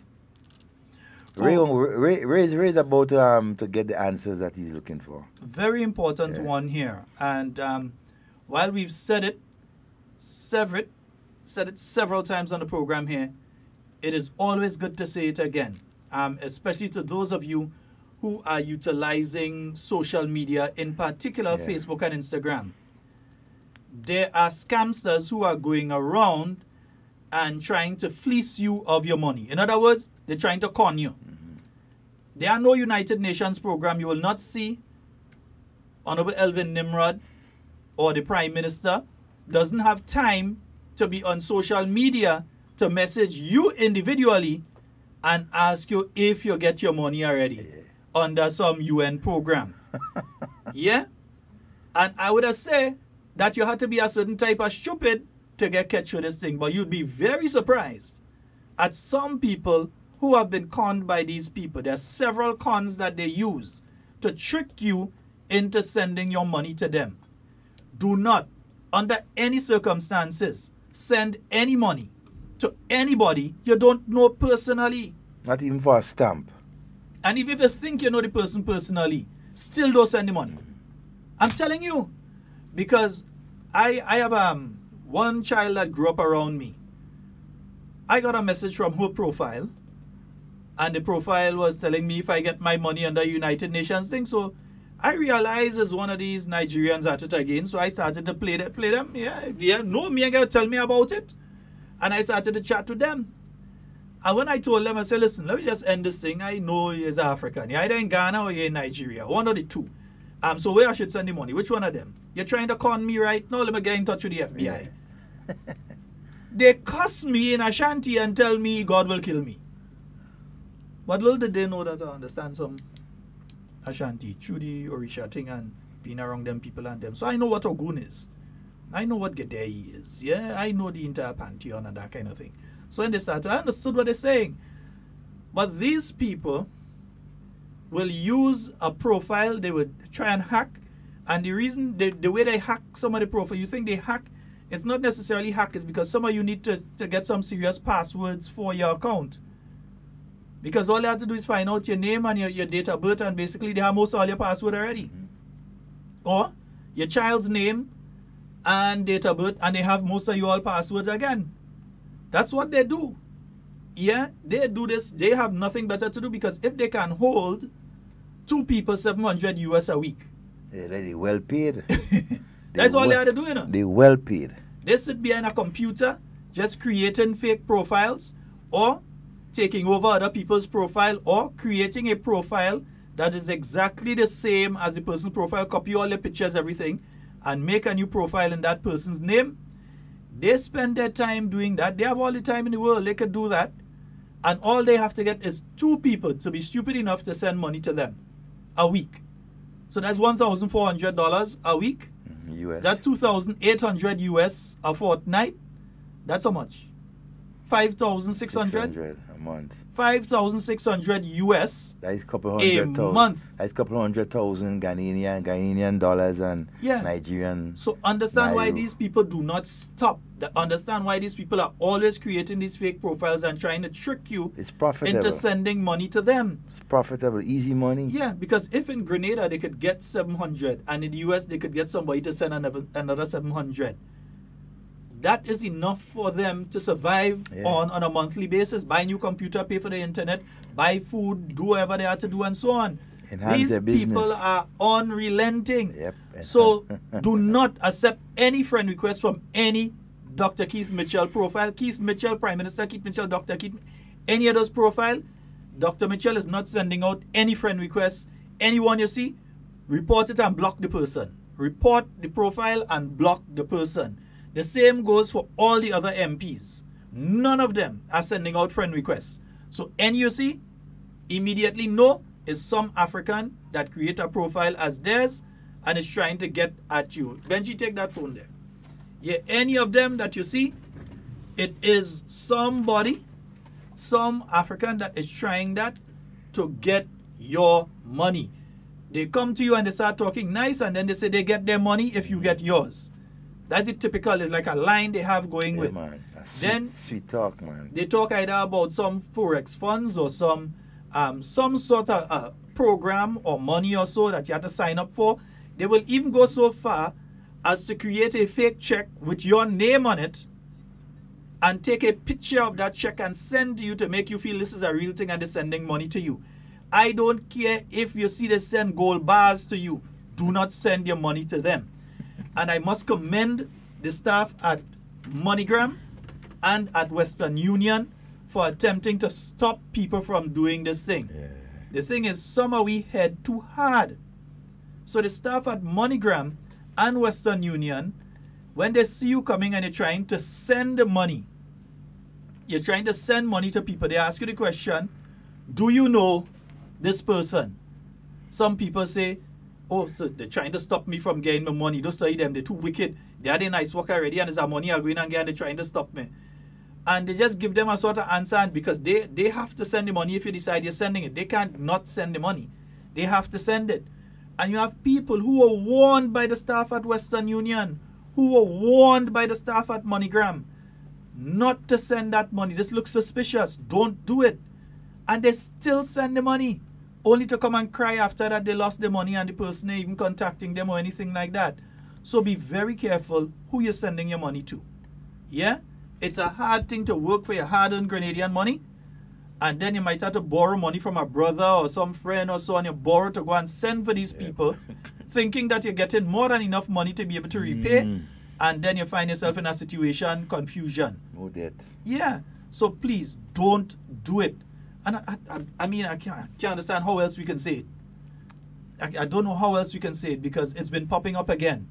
Yeah. Yeah, the good thing is a lot of people now know and expect understand it. it much more now. But you'd be surprised that some of the people, they create a profile, they will create a profile in my name. If they realize that I'm off here for a few days, they create one in the name of Sheldon. And they say, okay, Sheldon travel. That's why I don't generally give people my travel plans. They say, okay, we know Sheldon not there, he in England.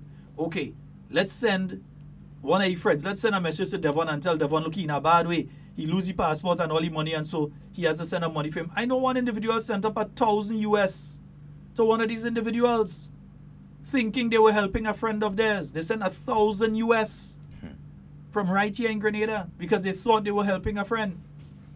So we have to be careful, folks. And you'll be very surprised who the person is. A person that really should have known better. You'll be very surprised. I'll tell you after Devon. You know, but the eagerness to help, they forget to do their checks and balance. But not just eagerness. You must find one or two things. Ask her one or two questions that only you or the person know. Find out. Tell the person phone you. Tell them if they have a phone close by. If they keep ducking and they refuse to do them thing, then don't send it. Yeah? Don't send it. All right? But anyway, Devon, it's getting close to the close time for today's program. Yeah, and again, an appeal to those of you, the bus drivers, particularly in the south of the island, who don't recognize. The thing is, I could understand in an area, a stretch where there are no bus stops. I have no problem in the south or wherever, in an area where there are no bus stops, that you stop and you pick up, you stop and you drop off and that kind of thing. But around a corner? I cannot understand you stopping around a corner, not just any corner. The corner by Foodland. As you're coming from Port Louis side, that corner by Foodland there. Dangerous. Stop right on the corner and call in traffic. A taxi guy say crazy? You can't do those sort of things. Because the speed the other vehicles coming with, I mean... From the other direction. Yeah, it's dangerous. And then you can't see.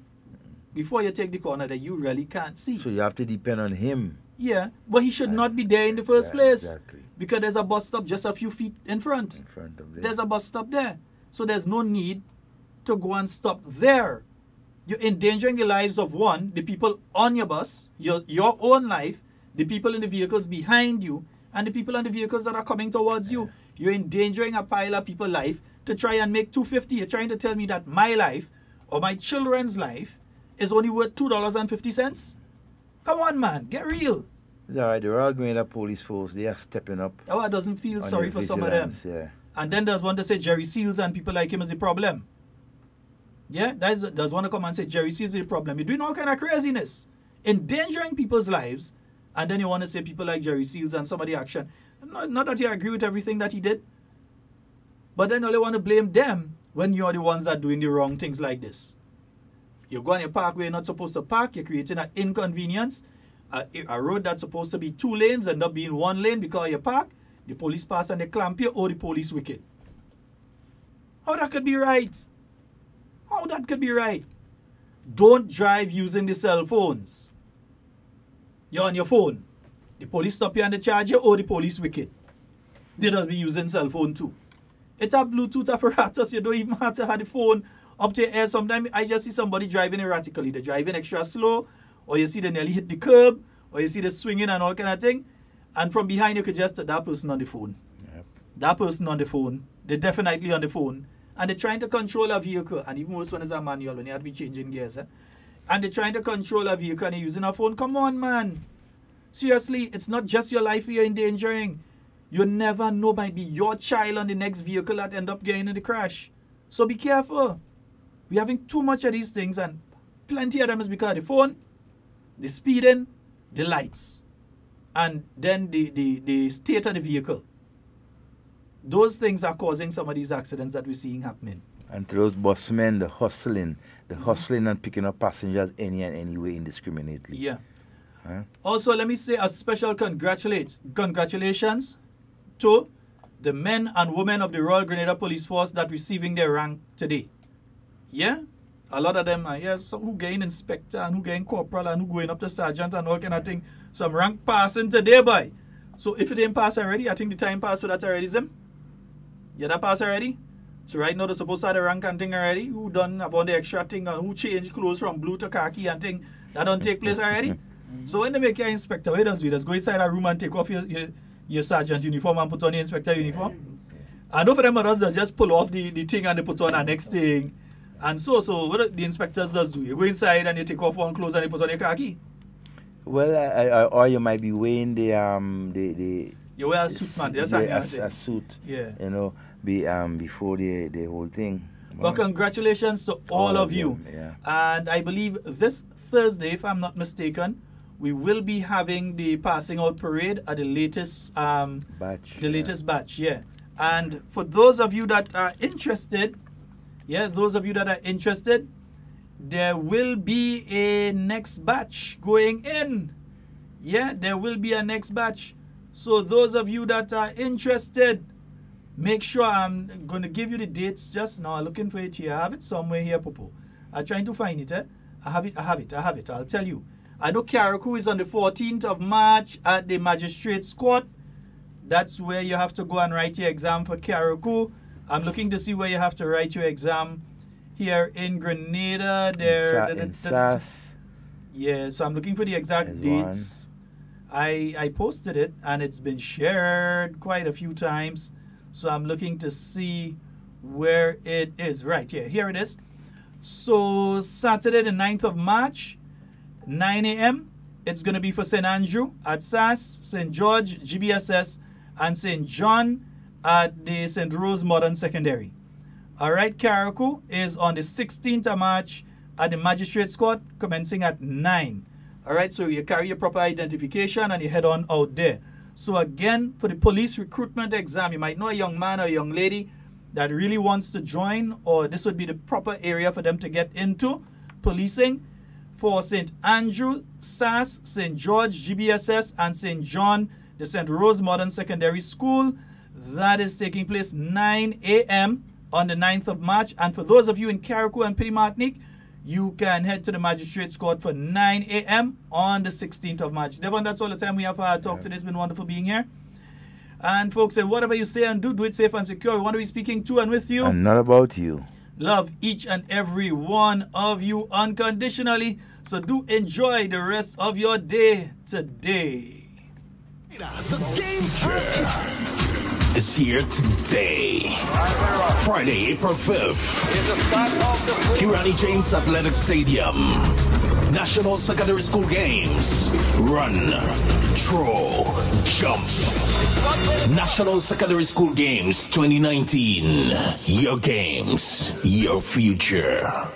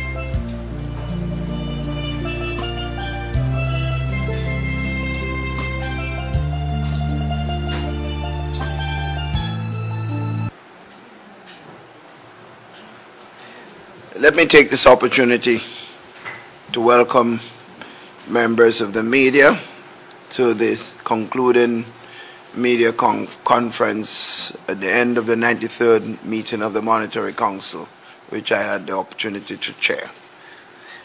The following represents some of the main issues and conclusions emanating from this important meeting.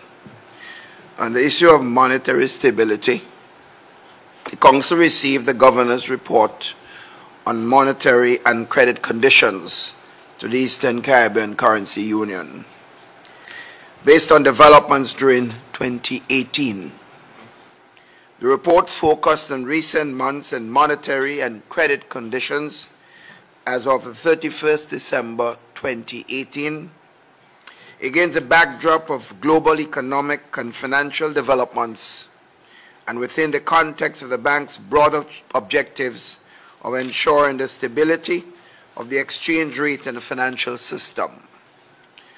The Council was apprised of the following. 1, the global growth is forecasted to be at 3.5% in 2019 and 3.6% in 2020. 2, the U.S. growth is forecast to be 2.5% and 1.8% in 2019 and 2020, respectively. 3, the growth in the ECCU is projected to be 3.1% in 2019 and 3.6% in 2020.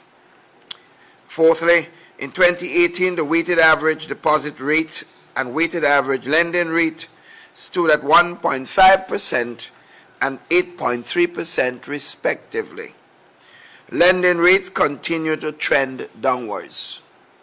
Fifthly, domestic credit in the banking sector declined by about 5.3% to $8.6 billion, continuing the pattern observed since 2012, and was largely influenced by lower credit to the private sector, but mitigated by a decrease in net credit to the governments. That said, credit extended by the credit union sector increased, and that was supported by a stronger economic activity, money and credit conditions in the ECCU as expected to be improved in 2019. Sixthly, the net foreign assets stood at $4.6 billion at the end of November 2018, an increase of 2.6% over the November period of 2017. And the last one, the EC dollar remains strong with the backing ratio at 31st December 2018 being 98.6%, which is considered to be extremely good. The second issue of financial stability. The Monetary Council received the preliminary financial stability report for the ECC Union for the period January to December 2018. The report reveals that the ECCU financial sector remained broadly stable throughout that entire period of 2018. The report also indicates the following. 1, the development in the ECCU banking sector through 2018 was largely very positive. Secondly, the insurance sector was assessed as broadly stable and solvent with increase in premiums. Profitability was reported to have improved following the tumultuous events of 2017. Thirdly, several ongoing initiatives would enhance financial stability.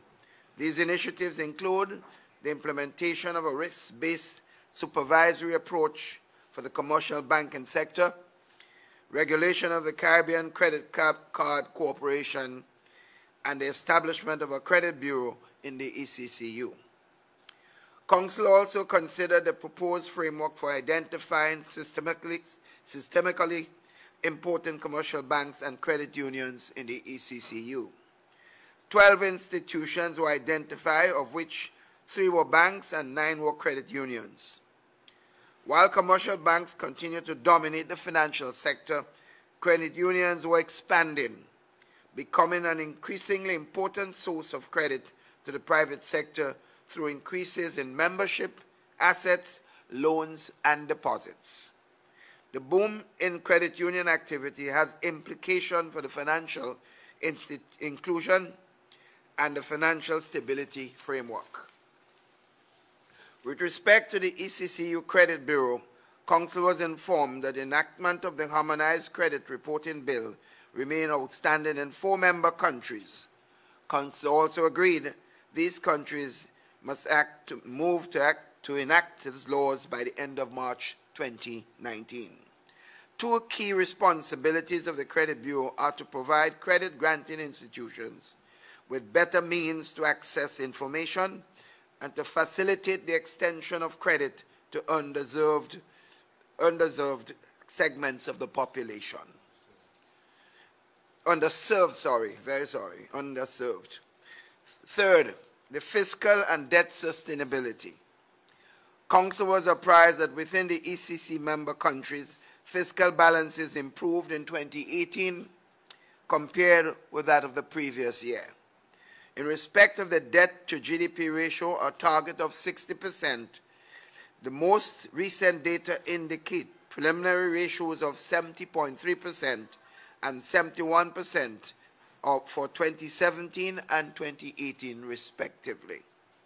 The fourth area, the growth and competitiveness. Council noted that the ECCU growth was estimated at 2.7% in 2018 and is projected to accelerate to 3.1% in 2019 as the recovery from the 2017 hurricanes continue. Several factors contributed to that outturn, including improvements in the tourism and construction sectors.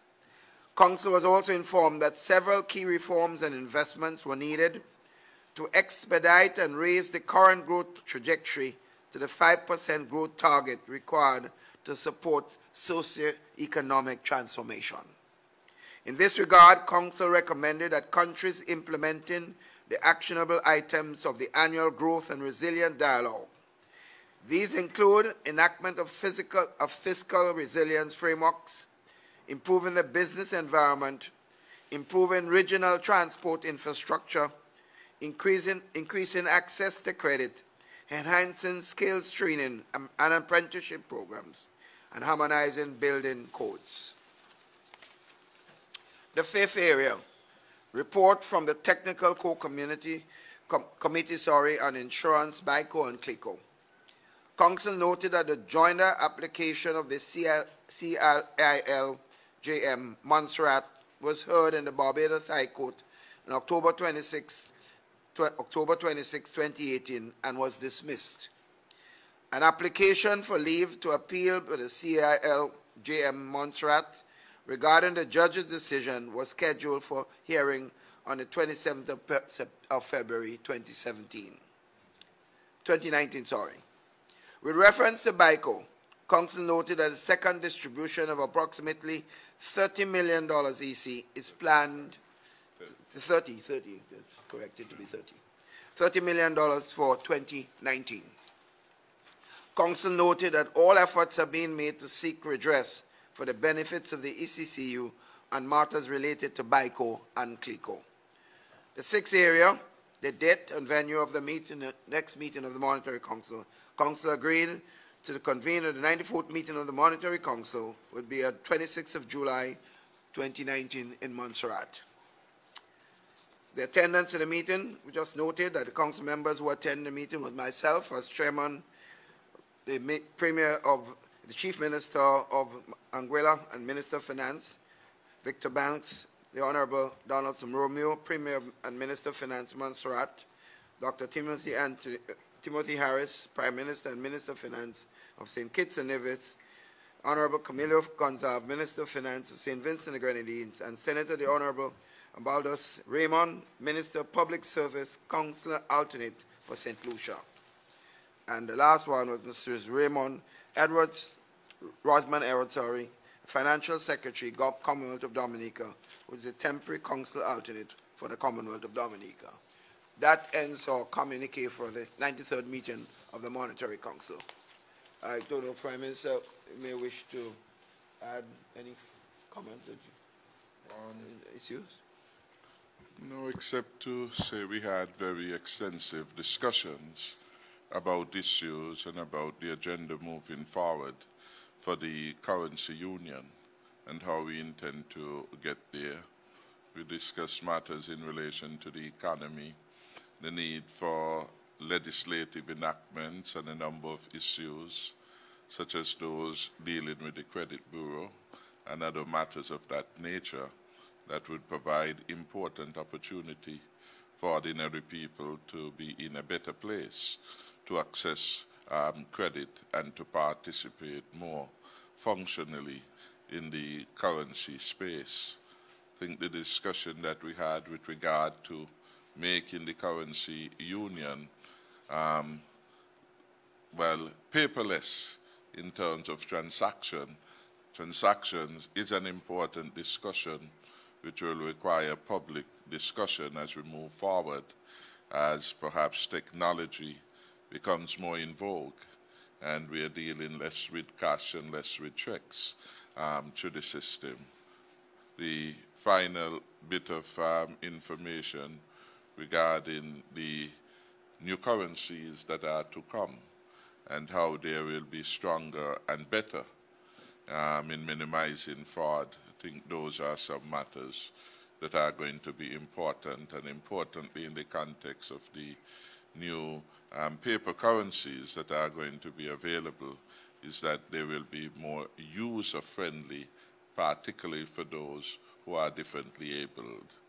So I think we have had a very good, productive meeting.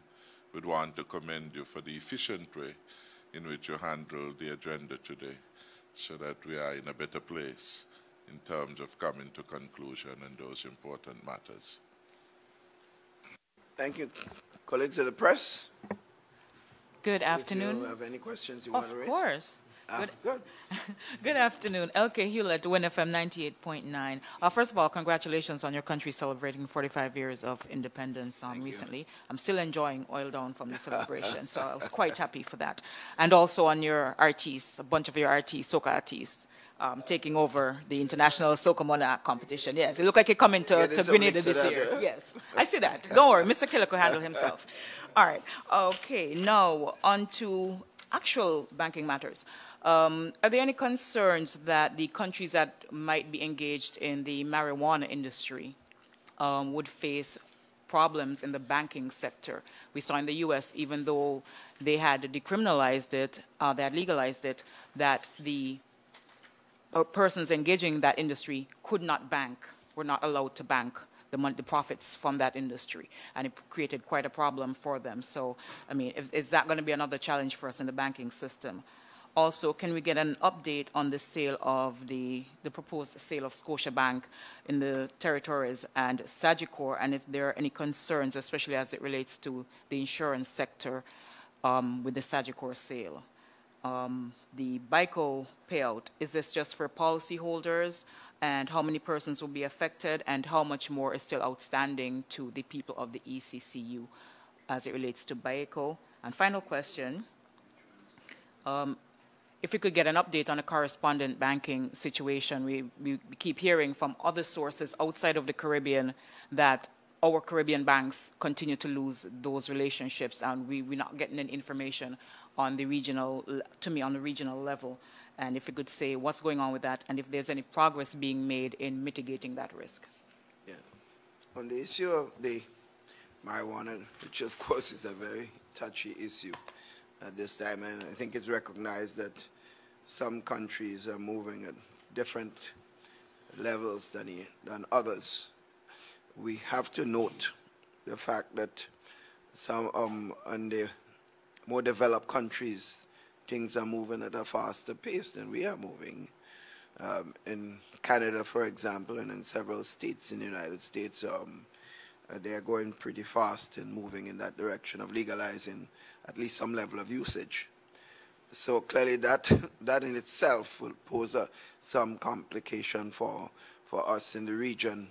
And it was at the last meeting that we held in Trinidad, with the special meeting we held to discuss development in the region as a whole. It was agreed that we should meet and look at this issue as jointly, so that we can take decision at a regional level instead of countries by itself, taking positions and finding themselves in difficulties with the banking system and other areas, not just the banking system, other issues legally and otherwise. So that's an area of work in progress, but we understand the significance of this and the importance to work together on this. On the matter of the marijuana, there are about 3 countries within the Carriacou region that have passed legislation. Jamaica being among the first, or was the first, St. Vincent and the Grenadines, Antigua and Barbuda. All other countries perhaps at some point of contemplation of that. The experience from Jamaica that has been reported is that it has been challenging for growers of that product to formally access the banking system. And in large measure, and that too will be the experience in most places. I recall our own St. Kitts National Marijuana Commission engaging the Banking Association, and that was one of the concerns that they shared. So again, legislation may move, but the practical dynamics within countries are constrained by international forces. And the international major prohibition and challenge, or at least one of them, is that at the vantage point of the United Nations, this is still considered a dangerous drug, and it is prescribed. And so you have those challenges. And even in the USA, where there is movement in that there is an increasing number of states that are legalizing or decriminalizing some usage, at the federal level, it is still a dangerous drug, and there are consequences for moving to states that have not legalized. So that challenge is there and will continue to be there for a while. So what we are having are changing patterns and views with respect to marijuana. The legislative agenda internationally, at least in the context of the United Nations, has not yet changed in terms of a reclassification.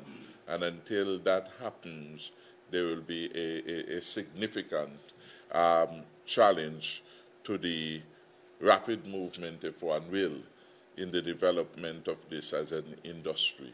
Because an industry needs the support of a formal exchange, a banking system, and our banks are not going to move in any significant way unless the international marketplace clears this particular hurdle. The governor will deal with the insurance issue. Thanks, Governors. Thanks, Chairman. So a couple of things. On the Republic matter, that is to say the central bank now fully engaged on the review of the application made by Republic Bank to acquire the operations of Scotia in the Eastern Caribbean. We've asked for significant data sets and information from Republic. We have gotten everything we've asked for. At this point in time, we obviously reserve the right to ask for more as we go. But based on what we've asked for, we now have a full data set in front of us, and we are examining that. As we indicated before, the application process also includes us engaging our peer regulators. That is to say, for example, the Central Bank of Trinidad and Tobago, even the Bank of Guyana, and others. We started to do that. In fact, only last week, the regulators met in Aruba, and there was a college of regulators on Republic Bank. And so we are proceeding. You may want to know what the time frame is. We are not able to put too fine a point on it, except to say, in law, we have 6 months after receipt of all information. So we would not expect a decision before the middle of the year at this point in time. But we are certainly moving apace in terms of the assessment of that application. And we've had follow-up meetings and so on and that. On the question of, I'll ask through Chairman for the Chairman of the Core Committee to speak on insurance, but before I yield the floor, the microphone, let me just say a word on correspondent banking relations. At this moment, we continue to face a real threat of the loss of correspondent banking relations. That's the existential threat. However, we have seen a stabilization. That is to say, we have not seen additional loss of correspondent bank relations among our banks. So there has been some stabilization, and that's probably why you're not hearing a whole lot. Now, the pressure is still there. The pressure is real. We still run the risk of a correspondent bank calling any one of our banks tomorrow morning and saying, we continue, and when asked why, simply respond and say, it's a business decision, no further explanations. That's a real threat. However, we have been able to work with the correspondent banks. The banks themselves have reached out. The ECCB has reached out. Our government heads have been engaging through advocacy at various levels with the IMF and others, and we have seen some stabilization in that system. We do continue to make the point, however, that as part of a defense mechanism to secure and protect our correspondent banks, it is absolutely important that our banks look for further collaboration and consolidation. That is to say, one of the real issues here is not just the risk profile of the region, but the size of the transactions or the size of the business. For some of the correspondent banks, that is what it boils down to. This is not sufficiently attractive or profitable for me vis-a-vis the risk, and therefore I'm exiting. And so we've encouraged our banks to come together more and more. And I can tell you right now, without going into details, that there's an initiative afoot to look at whether we can collaborate on risk and compliance across the indigenous banks. One shared service that will actually lower their costs, but also give additional comfort and confidence to not just us as regulators, but even the correspondent banks about the ability to take care of things like AML, anti-money laundering, and combating financing of terrorism. So that's a work in progress, but the good news is that the situation has stabilized. Insurance. Thank you, Chair. Thank you, Governor. Let me preface my answer by saying that a second distribution under the BICO plan was planned for December 2018, but there were issues that delayed that, and the second distribution is planned for the first quarter of 2019, the second distribution. As at August 2018, a total of 43.3 million, representing 98% of the value of payments, EC payments, was made. In terms of US payments, 6.3 million, representing 91% of total payments, was made. In terms of the discrete payments, for EC, 1,202 payments were made, representing 59% of all payments. And for US, 201 payments were made, representing 90% of the number of payments to be made.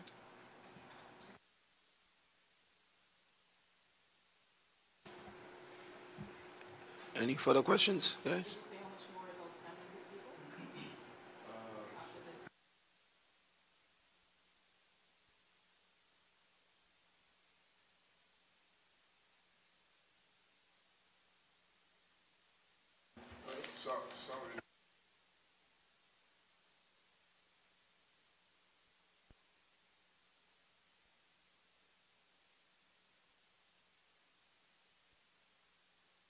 Any further questions? Yes, Andre Huey, SK Newsline. I guess this question is directed to the governor of the central bank. Digital currency, I know the central bank had spoken about that some time ago and actually raised alert or caution rather for persons who are engaging in trading of digital currency to be careful. It's still unregulated. Is that something that the central bank believes should be regulated, or should member countries be looking at that? What are some of the plans? I know there are some initiatives that you spoke about, but not going into grave details, but are those initiatives still on course for where the central bank is concerned as it relates to digital currency? On that same note, we've noticed a number of cashless service providers well, at least in St. Kitts and Nevis, and I'm assuming this is the case across the ECCU as well. Is there a concern that that these services could pose a risk, if anything, to the traditional banking services that are being offered, or are they regulated just as much as the banks themselves? And Chairman, Mr. Mitchell, you mentioned in your statement that there were 4 member countries that have not yet enacted harmonized credit reporting bill. Could you name these 4 countries?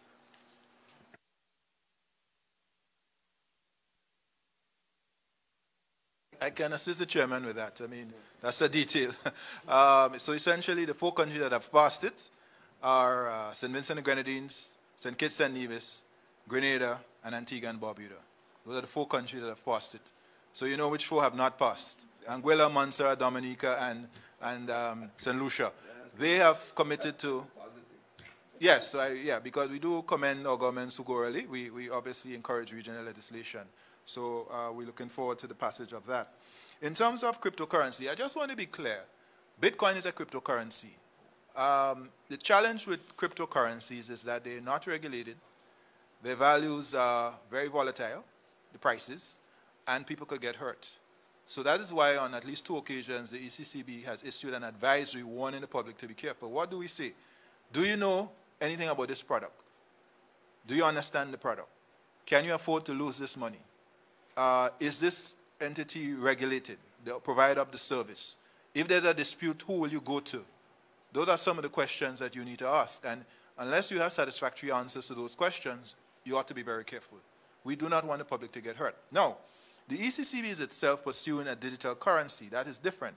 It's different because it's a digital EC dollar backed by the Eastern Caribbean Central Bank. And there are several central banks in the world, actually, that are contemplating what we call central bank denominated or digital currencies, central bank digital currencies. So for us in the ECCB, we are very much proceeding with that pilot, where our thinking at this stage is to say, take out some of the paper and replace it with digital. People use their smartphones and make their payments. It's faster, it's cheaper. We will obviously want to make sure it's in a secure environment. And we believe that that has the potential to actually stimulate economic activity, to move payments faster, and of course to give people more disposable income, because if you're spending less on payments, it means you're keeping more money in your pocket. So we are, in fact, proceeding with that. We are into very advanced discussions now to launch the pilot, and we will come back to the public in due course on that. Let me say quickly on cash, Chairman, as I have the mic, we do not envisage a situation where we will eliminate cash, and that is not a desire or a goal. There will always be cash, as far as we can tell. However, we do feel that we have too much cash usage, and there are inefficiencies to using all of that cash, and there are security concerns as well. So when we say reduced use of cash, we start with the premise that, based on what we've observed, about 80% of all transactions in the ECCU are cash or checks, paper-based. We believe we can cut that, or we want to motivate ourselves to cut that by about 50% over the next 5 years. So whether it's at the level of governments digitizing payments to the public, whether it's at the level of consumers, and of course even the central bank's role in terms of facilitating, we believe we can make a difference. Remember, we want to raise the trajectory of growth in the ECCU. We're doing 3% right now. Can we get to 5%? That's one additional step that could help us get to 5%. So the conversation is not about eliminating cash altogether, but about reducing our use of cash and hardening the financial system against crime. And I think we all know crime is an issue across the region. So that is the motivation for the central bank. Now, one last comment on competition between fintech and banks. Let there be competition, but it must be regulated. So we have no difficulty with fintech operators entering the space and competing with our banks. The banks are not entitled to be there alone. I mean, at the end of the day, let all contend once they're operating in a regulated and a proper environment. Why do we need a proper environment? Because absent that, the public may get hurt.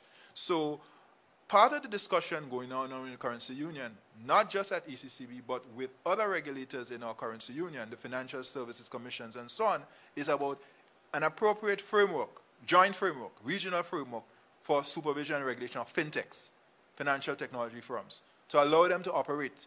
And you ask the question, are they given the same rules as the banks? No, they cannot be. In fact, our position is that to support innovation, we have to give them a dispensation that is, we would call it appropriate touch. I don't want to say light touch, because that sounds as if we too lax, but at the same time, it cannot be heavy touch. There's no chance for them to actually develop. So we have been working with, for example, in St. Kitts and Nevis, the Financial Services Commission. We've actually looking to see how we could collaborate to give a couple of providers an opportunity to enter the market, to test and to learn. And it's good for us as well as regulators, because we can observe and we can then figure out what is the appropriate framework going forward to enable that development while at the same time protecting the public. Jason, it's okay. Go ahead. Okay. Jason Davis, that is at Broadcasting Corporation. I wanted to jump back a bit to the Harmonized Credit Reporting Bill. You mentioned the countries that are outstanding and they're urged to enact by the end of March 2019. What happens if they don't? That's the first question. Secondly, let's suppose that everybody gets on board and the credit bureau is established. How will this benefit or affect the ordinary man? Because I don't think that there is enough clear information out there as how the ordinary man will benefit from this. Chairman, we are going to launch soon a public education campaign about the credit bureau. We did an initial run of sensitization last year, but we have to do a lot more work ourselves, but also the operator of the credit bureau, and that will be announced formally. Although a decision has been made, we'll announce that formally in due course. You asked a very important question: how will the ordinary person benefit? The reality is, right now, there are people, especially small businesses, who cannot access credit because they have no track record, they have no collateral, they have no history, the banks do not know them, they have no real way of assessing the risk and pricing the risk, and therefore they essentially cut them out. They don't have a chance. A credit bureau gives you a chance to develop a database that banks, financial institutions, inclusive of credit unions, can use to help price, assess and price risk, and the pricing is important. There are small people who pay very well, better than maybe even some larger borrowers. But unless you have that information, you probably will charge them more for a loan in terms of the interest rate, the price of the risk, the price of the loan, than you otherwise would, absent the information. So the benefit is that, one, you get more information, which means that people have a better chance of being considered. Two, if your risk is assessed and you are good credit, you'll get a lower price. Three, very importantly, it encourages both responsible lending and responsible borrowing. And that's important. So at the level of the financial institutions, we need to make sure that they are lending responsibly. And they need to have information so to do. But at the level of the borrower, you also want to encourage responsible borrowing. Because the last thing we want for the same quote-unquote ordinary folk is for them to make poor financial decisions that ruin them for life or for a long time. And the credit bureau presents an opportunity to help them and to help the financial institutions as well. You didn't question about what happens to those who don't sign up. All that happens is that we delay the delivery of the credit bureau. And that for us is not good. We've been talking about the credit bureau in the ECCU for more than 10 years. It's in our strategic plan. We really want to see it implemented for the benefit of the people of the region. So there's no sanction, but there's delay. And with delay comes opportunity cost. And for us, that would be the concern. So we're urging our members to pass quickly. Les Roy Williams, Government Information Service. I want to know how homicides and other crimes are affecting the state of the OECS economy. Has there any study been done on this? I don't think that, yes, I don't think there's been any serious study specifically looking through the region as a whole. In my country's case, we are not known to have a very high level of criminal activities. Our murder rate is extremely low. You had 11 in 2016. Yeah, but that's comparatively speaking, and usually most of it is usually family related or no organized criminal activity as such. So St. Vincent had 41 homicides in 2017. Yes, we recognize the issue of crime, and clearly it must have some factor in economic activity. It has to. But no formal study has been done. I don't know, my colleague. A lot of the money is being pumped into security, which could be pumped into other areas of development. Yeah, no, we agree that there must be a serious factor there, just that we have not done a formal study of this. I don't know if my colleague might want to comment on that aspect. I don't think it... Okay. Could you repeat the question? The question is, how are homicides and other crimes affecting the state of the OECS economy? Has there been a study done, a collective? I know we have our own national issues to deal with, but... The answer, my colleague said, is that no, we have not yet done an OECS study to determine the impact. The United Nations, I think the Office of Drugs and Crime would have done several studies, longitudinal. It would have reflected that the Caribbean region, by and large, has become a violent society. The data goes back all the way to before 2010. And of course, wherever there is crime of every significant nature, it presents itself as a constraint to development and opportunity. It impacts upon socioeconomic life in ways that would not be helpful. And it's for that reason that we have to provide the resources to fight. And while it's true there always will be competing demands on the state for resources, law and order comes first in a real sense, because the state has always to maintain the capacity to good order, good governance, and peace and safety of the society. And that then drives. Would we wish that we didn't have to spend so much money on our security? We would always wish that, because as I say, there are always competing demands on the budget. But given the importance of that, given the fact that we have to prevent our societies from becoming failed states, from becoming societies where the reckless persons who are engaged in criminal activity take a predominance over the society, we have to continue to invest resources to keep our nation safe, just as we continue to invest to ensure the health of our people, just as we continue to invest to meet the evolving needs for an education system that is reflective of the expectations of our people. Let me just add, while there's not been a formal study, we know that a lot of the incidents of criminal activities are really among the young population, and therefore recognizing that, even without a formal study, I know some countries there have been a number of initiatives aimed at helping, programs aimed at empowering young people and giving them opportunities.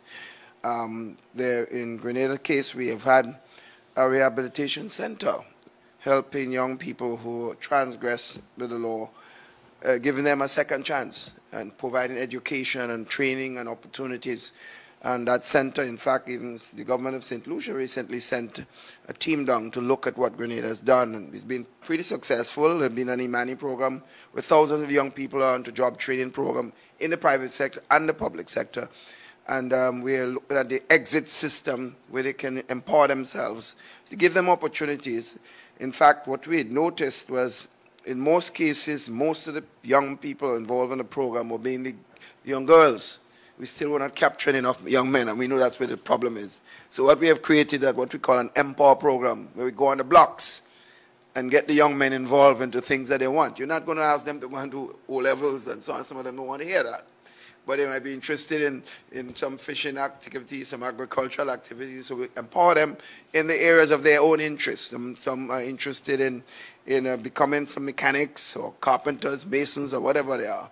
But we believe that some of these programs are working, and we believe that's where we have to go. So, but I honestly believe maybe we need to look at a formal study, as you indicated, to know more specifically about the problems that we see. Governor, you want to add something? Okay. Just to add a correction. There was a quite significant study in 2007 by the World Bank. I was there at the time, so I recall it distinctly. Crime and Causes, Consequences in the Caribbean. I think it was called a title. And it flagged the issue that it was an emerging problem. And it was looking at homicides per 100,000, or homicides per capita, homicides in our region. And that was, 12 years ago. So it probably needs updating. I think IDB, the American Development Bank, has since done additional work. So I'm not aware of an OECS-specific study, to you're probably correct there, but I just wanted to recall the World Bank study at the time. Okay, one more question.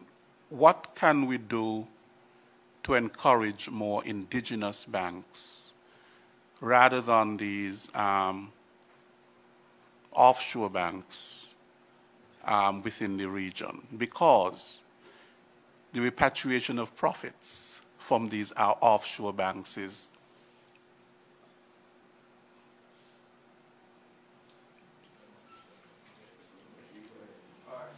clarify, you mean offshore, the internationally owned? Yes. Right. Yeah, the So foreign banks. Right. We don't call them foreign in the bank. We call them, we call them international banks. So the issue boils down to the fact that in this international arena, all banks are subject to the same standards. There's one standard. That's the first point we need to appreciate. So whether it's an indigenous bank or what we call national banks in our space, or whether it's an international bank, they are facing the same standards from the FATF, CFATF, the Caribbean Financial Action Task Force, the Global Forum, the OECD, with the recent General Data Protection Regulation. They are facing the same standard. And that's the significant insight, because it means that they have to bear the same costs of compliance. And that is where there's a distinct disadvantage for indigenous banks. Because whereas an international bank can spread, and they do spread the costs across multiple branches, multiple countries, through what they call shared services arrangement. So they have somebody actually reviewing risk and compliance in a specific country, a center of excellence, somebody looking at the IT, somebody else looking at internal audit, and so on. In our indigenous banks, all of that is housed in one bank in one country. So in terms of profitability, we cannot replicate the profitability of an international bank because they are spread. They have the economies of scale. They can rely on in the case of a Canadian banks, they couldn't rely on Toronto, for example, to assist them with certain services. We don't have that luxury. So part of the mitigation for that disadvantage is a coming together, a building up of muscle. So that is why I mentioned a while ago, we are encouraging our indigenous banks to come together to deal with, say, risk and compliance. We've looked at the numbers, and they will do far better. It means lower their costs, raise their profitability, were they to consolidate and do it as a shared service. You cannot really compete on that. What you want to compete on are your services to the customer, the products you offer, and so on. But when it comes to risk and compliance, it's the same standard. So the best bet is to lower the costs and get the best standard and the best value for money. But that is what the conversation has been about. And in fact, last year, the ECCB published, through the Monetary Council, because we had an active discussion there, a consultative paper on consolidation of our indigenous banks. Lashawn Dixon, St. Kitts Nevis Observer. Based on the economic climate in the region, is there any concern from the Monetary Council that more foreign banks or international banks, as you refer to them, such as Scotiabank, would leave the region? And also, did Scotiabank give any reason on why they were leaving the region, as well as there were concerns that the bank hadn't given customers any information, any prior information on the exit What is the Monetary Council's stance on that? Well, as far as I know, they have not stated the exact reason why they're planning to leave. We could have our own suspicion and our own speculation as far as those reasons are concerned. I think the governor did point out that a number of regulatory issues and the whole question of some of the risk that these banks are facing, we're seen as a small financial area of the world, and some of them may think that if they are caught in any one specific incident, the cost they certainly outweigh the risk of the cost involved. So I think they're thinking of their own interests. That's how I see it, and I think that's the feeling of most members of the Monetary Union, that they just don't see us worth the risk of what the world is facing at this particular time, and given some of the big stick that we are seeing coming down on us, with one given time, you blacklisted all our region and another matter, and they couldn't even explain why they did it. So facing those risks and the banks involved, and decide, why should I, face those consequences that we see coming? So I as I said, it's speculation on our part, and maybe we are quite correct. But that's what we have, how we see it. I don't know if any member want to comment on further on this. I think basically that's what you can say. I don't see. Well, let me just say quickly, they said to us, because we asked, compliance costs. So the very point you made, risk reward. By the way, I don't know if you saw the announcement that, I mean, it's public, so I could say Scotia announced its withdrawal from El Salvador earlier this week. So it's not unique to the ECCU. But as the chairman said, that's the issue. So they did say that to us when we asked them the question. Just going back to one of my questions in relation to the sale of Sagicor, when I asked if there were any concerns about the whole too big to fail issue in the insurance sector, if you could address that. And are there any concerns that the new international anti-money laundering, anti-tax evasion regulations can basically wipe out the offshore financial sector for some of the countries in the ECCU? A lot of people, like Nevis, it accounts for a large chunk of the annual revenues for some of the Eastern Caribbean governments. I mean, I'm sure the members of Council can speak to this issue. Our countries have been under enormous pressure over the last few months, going into their parliaments, addressing this issue. And frankly, delaying some of our own legislation because they had to give priority attention to this very matter. It is clear that the intent is to eliminate or obliterate the International Financial Services Center. I mean, I think that's pretty clear for all to see. In terms of insurance, we are always concerned about the large firms, and I know the insurance regulators have been looking at our largest firms. So you mentioned Sagicor. Of course, Sagicor is a dominant provider in our space, so they do look at Sagicor. There are others as well. But absolutely, the regulators are paying attention and are encouraged to continue to keep a very vigilant eye on our dominant providers. As we see it, as you know, historically, money used to be going from one sector of the world to another sector. And I think the intention is to make sure that there is no even slight reversal of this. I think you have to put it in that term. And we in Grenada, for example, we almost don't have much of our offshore sector left. And I think that's the intention of what is taking place. The big stick is being wielded appropriately on us, and that's one more reason why we have to unify our position on almost every issue now, because without that united approach, we're not going to be able to cope with what's coming down on us. Somewhat related to this, and I'll actually direct this question to the Prime Minister of St. Kitts and Nevis. Considering the vibrancy of the Citizenship by Investment Program, do you fear that this same fate that is being meted out to the offshore sector may very well happen to the CBI program specifically for St. Kitts and Nevis. On the note of blacklisting, I'm going to raise probably a controversial subject, and that is of Venezuela. We know that countries in the Eastern Caribbean have a really good relationship, diplomatic ties with Venezuela, have been receiving assistance from Venezuela, but we've been made to understand that there have been some difficulty in Venezuela, for lack of a better word, transferring funds to countries that they have obligations to because of the sanctions, the international sanctions that have been meted out to them by the United States and other places. Banks are not accepting money coming from Venezuela.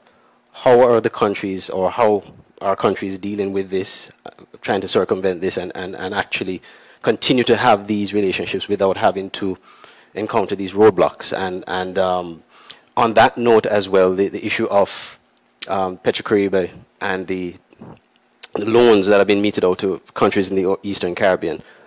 Is the bank, well, for lack of a better word, concerned in terms of the high levels of indebtedness to Venezuela, also considering what's happening now in the country and the geopolitics that's being played in that area? You've said many things, and I'm not sure where the question comes, but I will attempt to deduce. Specifically in relation to the CBI programs. The CBI programs are now a world phenomenon. They are in the Caribbean. They are in Europe, Malta, Cyprus, one time Portugal. The US has a form of economic citizenship program. Canada, and all of these at least, Quebec has. And what we are seeing really is an effort to reduce the space of developing countries to get into activities that larger countries by and large have now found some advantage. And the story is the same whether we are dealing with CBI or we are dealing with profit evasion mechanisms, the BEPS, or we are dealing with the blacklisting. Because by and large, there is no common application of the rules across all countries. And you're having, just as in colonial times, power and might dictating. Those who have the power set the rules. You can't tell them how to apply the rules. And in fact, they tend to be almost capricious in the manner in which rules are being set, standards are being imposed, and the goalpost is being changed ever so rapidly. So at one particular moment in time, certain types of entities in the offshore sector was not of interest to them. And then suddenly that would become of interest. We have been fighting this battle in the Caribbean region for a very long time. The blacklisting goes back many, many years. And we fought that battle together as a Caribbean region united maybe 10, 15 years back. It would have been around then. And we now have all these other challenges which we must fight together again. Bring a common organization or grouping to address these.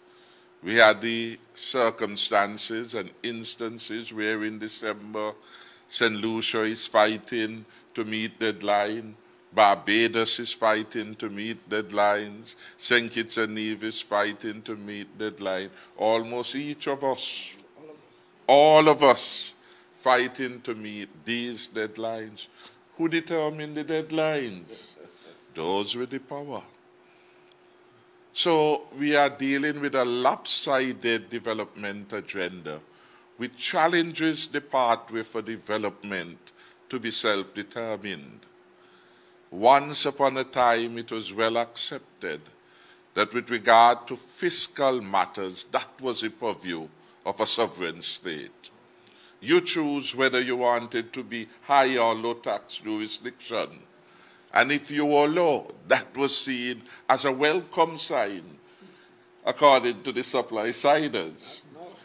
Not now anymore. You are now being punished as things evolve for being a low tax jurisdiction. This is what this is about. That you are competing and you're now being asked by persons powerful in the international marketplace to almost become the tax collector for them. So you must report on their citizens in your jurisdiction, and you must ensure that they have that information so that they can impose tax on them. And you do that, as it were, at your own cost. And that is significant. And that requires that we in the region be very sensible and sensitive in the response, because at times we get carried away in propagating an agenda that is inimical to our own interests. So when we hear about blacklisting, we make a parade in the press that our countries are being blacklisted without understanding the philosophy behind that blacklisting and how that creates a negative for our development agenda, which will later come to humbug all of us.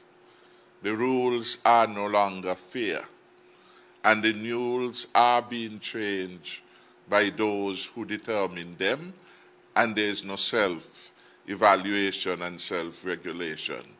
It's almost like long before we were born, with the mercantile rules, somebody determined that you must just go raw sugar, never develop any industries around it. And we came and we lived through that. And eventually that meant that neither banana in Dominica or sugar in St. Kitts could become a profitable area of engagement, because we never developed the associated support network and industry to sustain those. That is part of the challenge which we face, that make government and governance even more difficult nowadays than when my colleague first started, and he has been around a very, very long time. So you see how things are changing and how we have to really find the principles. And that brings me to Venezuela, because what we have been attempting to do, we have no guns, no arms, basically to show. We can't put a line in the sand and say, well, if you pass this, then we are going to do certain things. What we have attempted to do is to bring some constructive engagement to the conversation, that where our interest lies in peace within the region, and to harness the international principles to which member states of the UN have long been committed. Non-interference in member states, that we must keep sacred the territorial integrity of member states, unless, of course, the Security Council would make some prescription in relation to that. That we must abide by rule of law and the constitutional order. And we have put those squarely to each player and actor with which we have come. And they have stood the test of time. When we deviate from those long cherished principles, we create a problem for ourselves. Because when you move from principle, it becomes something else at play. It could be power at play. It could be position at play, where you neither have power nor position in the international political marketplace. What you have, principles which you must articulate, and rational actors listening and hearing can be persuaded to that. That is what we are attempting to do in our policy positions with respect to the Venezuela situation. Colleagues, I want to take this opportunity to thank you all from the press. I myself do have to get out of here soon, because the airport has now called me. I had a flight to Miami. But just to make one additional point, the problem, as well articulated by my colleague here, is so significant because there is no aid coming from anybody now, you know. We are trying to work things for ourselves without any help. And the little we're trying to do, we are trying to be blocked. And yet there's people, we are expected to cope with all the international rules, which is so unfair. And that's why absolute unity in the forces. We must never be seen as going off on our own individual countries. We are too small to cope with this world order. We need absolute unity, and we are not, as a country, we're not going to win on every issue. Grenada will never win and be seen as successful in every single issue that CARICOM takes. But we have to still be united. We might be able to benefit from 7 decisions, but 3 others will not be. But sometimes I get the impression some of us want to win on every single one, and they expect the rest will not be able to do so. It doesn't work so. Colleagues, thank you very much for being here from the Media House this evening.